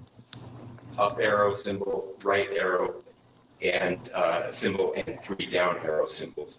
A second unfired casing read, "Oh, Bella Chow, Bella Chow, Bella Chow, Chow, Chow." And a third unfired casing read, "If you read this, you are gay, LMAO." And by the way, during that news conference, it was also suggested that this suspect, Mr. Robinson, had said recently that Charlie Kirk was coming to Utah Valley University, that he didn't like him, that he didn't like the viewpoints that he had. This is something Robinson allegedly expressed. And he had told a family member that Kirk was full of hate and spreading hate. Now, it went both ways when you look online. There were also those, even before Robinson was arrested, who actually thought that the shooter could be a far right-wing extremist. So you saw these kinds of theories on both sides. The bottom line is we don't know yet the exact motive. However, killing a very political figure like Charlie Kirk at this speaking event, right as he's talking about these topics, it's something you got to be thinking about. Now, Kirk, as many of you might know, he was quite opinionated when it came to gun violence and the transgender community and held polarizing views. So is this something that may or may not have played a role here? We shall see as it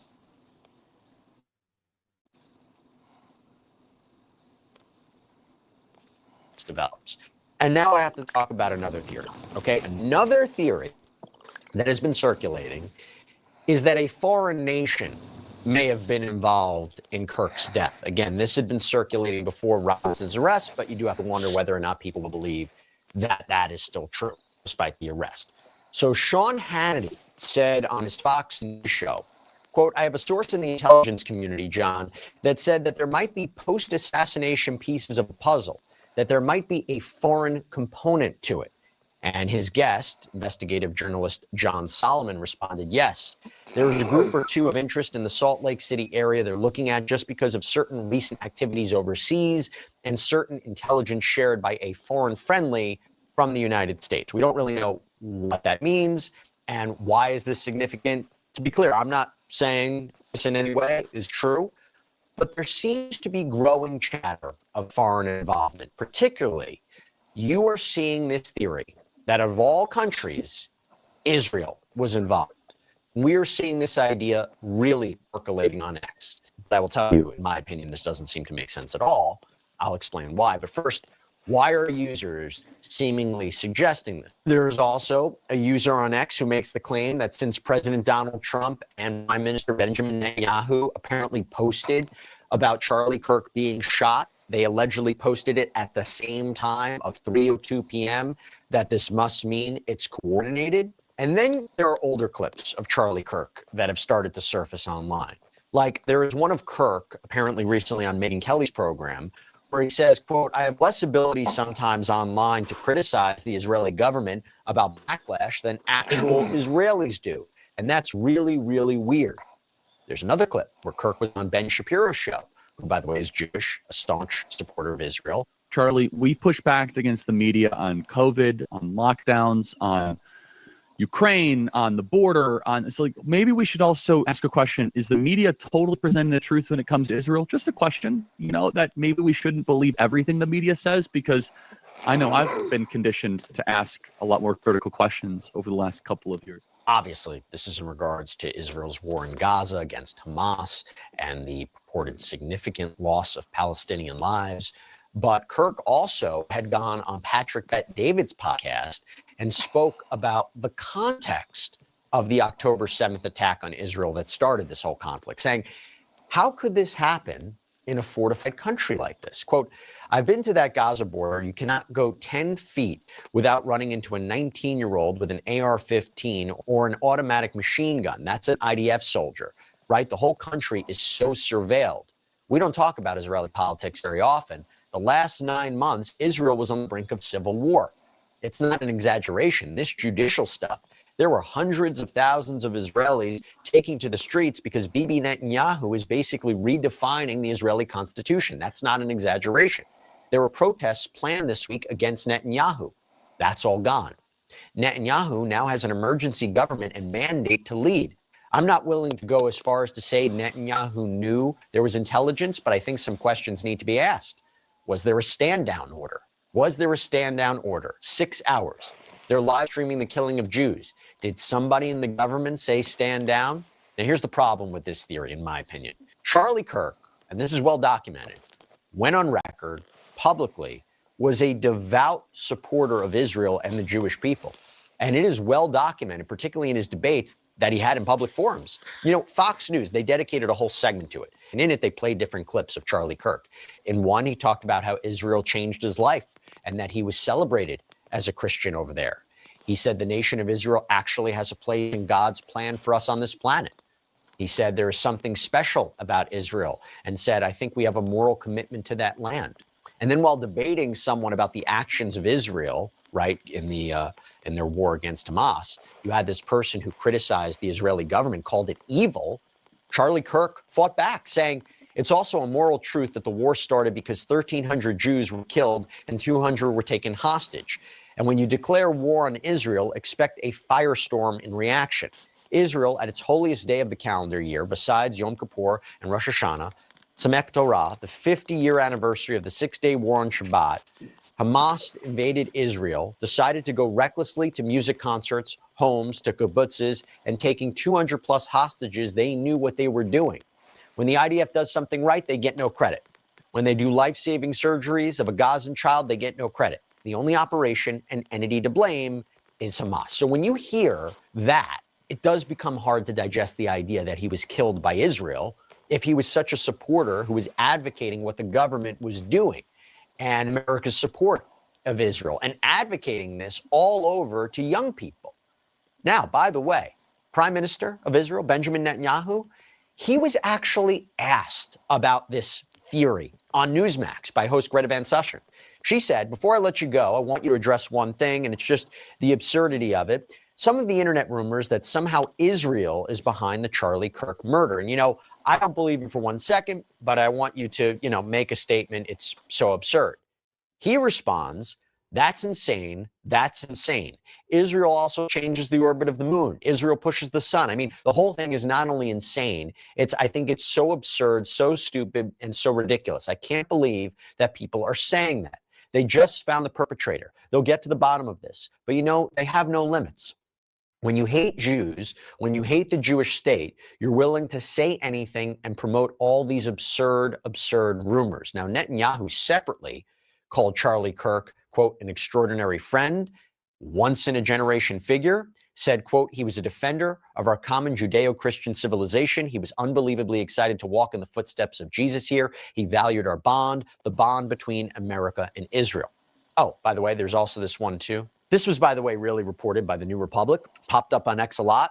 The theory, the conspiracy theory, that President Trump was behind what happened to Charlie Kirk. Have you heard this one? The idea being that this was a way to distract from the Epstein file saga and the backlash that his administration has received, including the criticism that there was a cover-up, right? We've covered the Epstein case, the Epstein saga a lot here on Sidebar, by the way. But I mean, just look at this post from Morgan J. Freeman, an apparent filmmaker who has over 470,000 followers on X. He said, how do we know Trump didn't order Kirk's assassination as a distraction from Epstein and a tactic to start the civil unrest he needs to declare martial law and delay the 2026 midterms?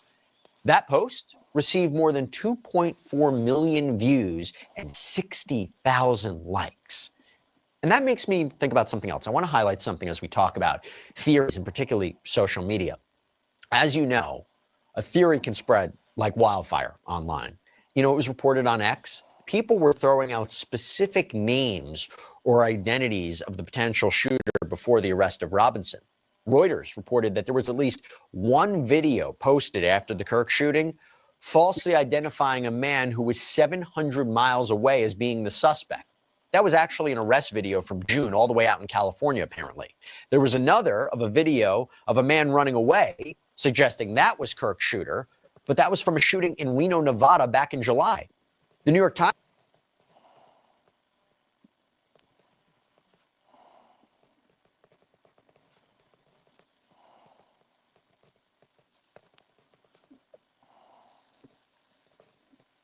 Reported that there were those online who attributed the shooting.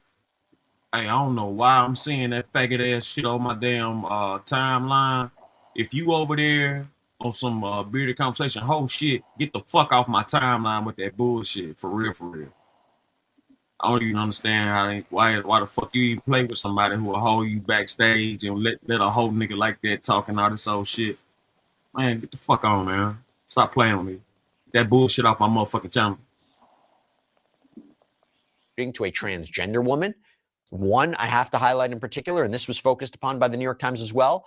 Do you remember when police initially detained an older man at the event, like immediately? The immediate reaction was this was the shooter, because there were reports that he had actually said that he did the shooting. Turns out, that was the allegation. Turns out, according to reporting from the Salt Lake Tribune, that was 71-year-old George Zinn, who law enforcement indicated they took into custody on suspicion of obstruction of justice. He was released, ruled out as being the suspect, ruled out as being the shooter. However, what happened? According to the New York Times, users on X, they started falsely identifying him as 77-year-old Canadian man Michael Mallinson, who arguably resembled that man that was detained. He was all the way out in Toronto at the time of the shooting, told the Times that he was really upset because social media started flooding with his old pro-democratic social media posts. He apparently was being called a far-left extremist, pure evil. One post targeting him had over 3 million views, apparently. Now, he actually explained that he gets this call from his daughter telling him that his photos were circulating online, falsely attributing him as the shooter. He said in an interview, "I'm just shocked by it, how quickly it can happen, how one's name and photo can get spread around quite quickly." And the Times reported that the speculation may have started through an account called Fox 11 Reno that is actually not a real broadcast affiliate in Nevada. It's rather a fictitious account.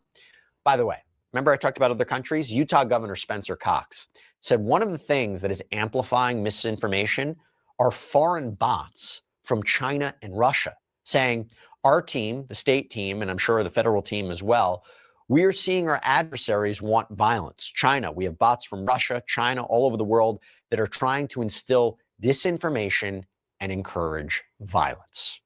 There you have it. Some of the theories that we've seen so far. We will continue our coverage of the Charlie Kirk killing. That's all we have for you right now here on Sidebar, everybody. Thank you so much for joining us. Always, please subscribe on YouTube, Apple Podcasts, Spotify, wherever you should get your podcasts. You can follow me on X or Instagram. I'm Jesse Weber. I'll see you next time.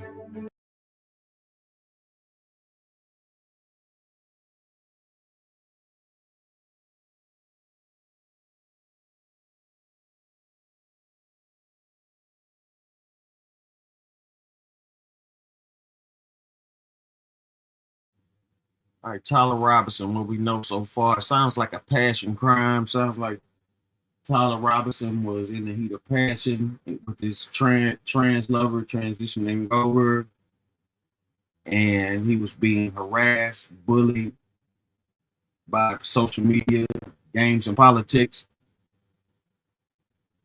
and he fell in the trick bag.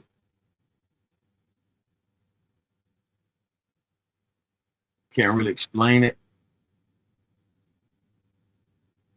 but we got to look at the logistics of this. Point A to point B.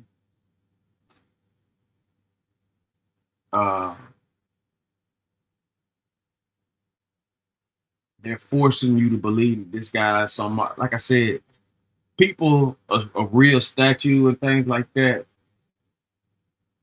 Everybody would know you.